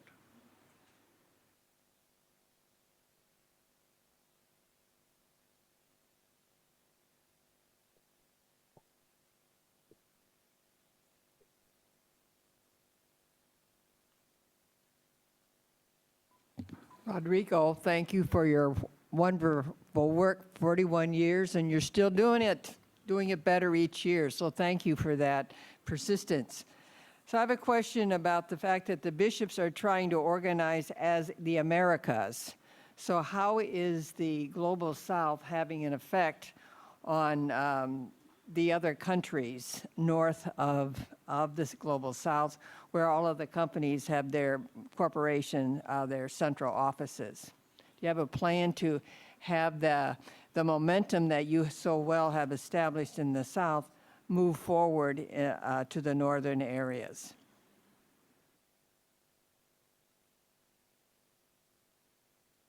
Vanessa, you can ask and then he can answer. This mining is a global issue. Because of this mining, many individuals, lay people, the environmental activists who voice out, they are silenced murdered, or put behind the bars. And most of the time, we, the religious, become the observers while we read the newspaper, watch news, or anything. No, though we have all dogmas and the principles, the charism of it, very few civil societies, they come out, voice out, and even that one is quenched off because their voices are not much heard. We, the powerful religious who are spread all over the world, how can we come together and become the voice for these voiceless environmental activists and their families who are left behind? Any strategic plan we can have? That's the question. Thank you. Brother Rodrigo, you can answer, and then we... Okay. I think related to the issue of mining, this is a very broader and complex issue. There are different parts of the world that think as a process to find, I wouldn't say solution, but to act. Some regions are extremely against no mining. Some territories are very strong on this. Others say that no, this is the wealthy and the richness of us, and they are extracting, but nothing lasts. We don't get any advantage of this. And this is true. When we see how the diamonds get in Antwerp and how the Africans died in the Mediterranean, we see that minerals are more important than human beings. And this is the same Europe. So, and when we see from the perspective, there was another question here. I'll take from the issues. So, in terms of how to put together also the North, no, because in Latin America and in Africa is growing. I've got information now that in the Philippines they are creating a kind of a commission on mining at the Bishops' Conference, like Integral Ecology. The Brazilian Conference exists also. And so there are a lot of initiatives happening. I think it's very important for those who are in the North, in the US, in Canada also, and also in Europe, to approach the communities that are taking the burns of the mining, that areas that became, we call sacrifice zones. And how can we together go? The ways of work, there are many different ones. There's one struggle that church is involved, and Francis International, Vivid International, and other groups also, but the Holy See, since the beginning, it's the so-called, it's in the official multilateral system at the UN. It's the binding treaty on human rights and transnational corporations, to make them accountable, because the normatives that exist, they were voluntary standards that somehow the same companies created. So, and it's interesting that Europe, it's against this since the beginning. And of course, some law they developed in Germany, like the due diligence and others, regarding to their companies. But the first thing that happened when the changes in the parliaments, etc., those laws drops, So to be aware of the flexibilization of environmental laws, or where there are no environmental laws, how can we do? And how can the issue of economy and the issue of investments, this is a huge issue. For us in Churches and Mining, it's not that topic. We use this topic to target the companies and to make aware the economists and those who are investing.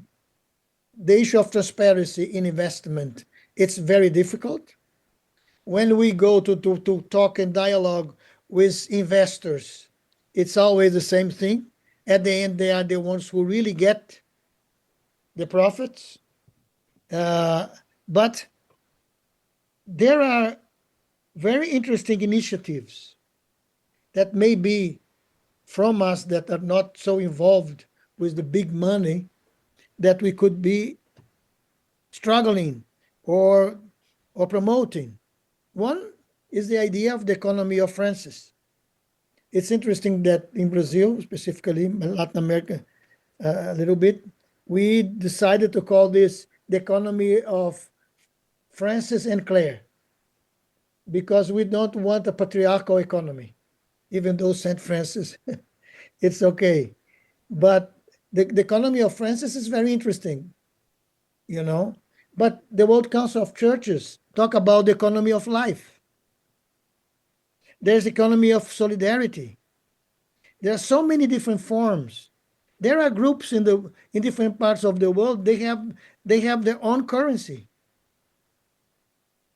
So you can say, but it's not going to change anything. Okay, they are small initiatives, but if you don't show them, if you don't connect them, as much as invisible they remain. It's just like mining. As much invisible their impacts are, better for them. For us, it's different. As much invisible these initiatives, community initiatives, are not visible, worse for the communities. So, and I can tell you, I work in this. I just got to know about the municipalities free from mining in Bolivia around August last year in the discussion for COP, because two mayors came to a community and faith-based and movements meeting in Sao Paulo. I was invited to participate when I saw them. And then we started to dialogue. We sent one from the movement of affected by mining, because we have small territories in Brazil, but not municipalities with acts of law in place. How to do it? What they're doing? So maybe we can repeat from a different perspective. And of course, if we think in terms of the system and how we collaborate for the system, I don't know even if I can be sitting here and talking to you, because we are using internet. I'm using my laptop, which is Apple, and so forth. So I think the question, it's important to make, but it's tricky, because if the response is, I'm not going to do anything because I'm involved, it's impossible not to do. Or while I'm in this system, these tools, I need to use them to show, to reflect, because of course it's not easy to have, let's say, to trace where the investment goes. This is true. Some banks did on purpose because they want to attract. It's for capital reason. But we need to know where, not only where we invest, and how we accept those mining companies investing on us. It happens. It happens. I give some examples. In a small town in Brazil, arrives a big mining company. The first thing they do, they go to the parish, or they go to the bishop. They go to the other one. Hey, I saw that this very old church, we can help. We can give you money for this. There are the feast. There are the there's some works that we need to do. We can invest on you. There's an interesting document from the Conference of the Bishops from the Philippines. I don't know the year. I don't know if it's 3 years ago. They made a statement saying that as a policy for the church there in general, don't accept any grants from mining companies. Of course, if it's a payment for destruction, if it's a reparation, of course we're going to ask. It is a question of justice. And then we will go together with the people.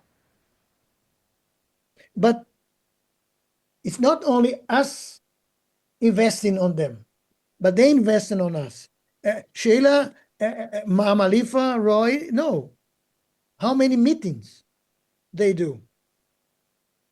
And just a few. Last month, I think last month, 15 CAOs went to talk to Leo.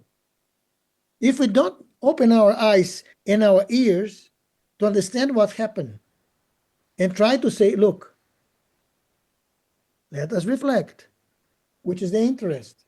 No, they want to dialogue because they want to know what's happening. They know what's happening better than all of us, not only because they want to co-provoke, but they need to know, otherwise they lose money. So there's so many different ways that we can tackle this, you know. This is what I can say. There's not only one solution, but I agree it's complex and it's tricky. Okay, Brother Rodrigo, thank you so much. I see that time is up. And we would like to thank all of you, to thank you very much for your challenging presentation. And there is one thing I just want to lift up so that all of us can go with that. And because it touched me a lot when he talked of what? We are called to build multilateralism from the bottom up. It is my conviction that if we can build this from the bottom up, things will change. You see, when volcano happens, where does it start from? The bottom. And what happens to the top? Exactly. So this is what we are called to do. Thank you very much. And I think sharing of your experiences and knowledge will really help us when we go back to start with concrete actions. And I want to thank you and thank all those who are online, because we have come to the end for online people at this session. And then those of us who are here in present, we go for a break, and then we will be back here at 5:30. At 3:30. At 3:45 for our last session. And then I want to, in advance also, to say thank you to the translators for the work they have done up to now. We are still with you for the few minutes. There is an evaluation form shared in the chat. All those who are online kindly click and share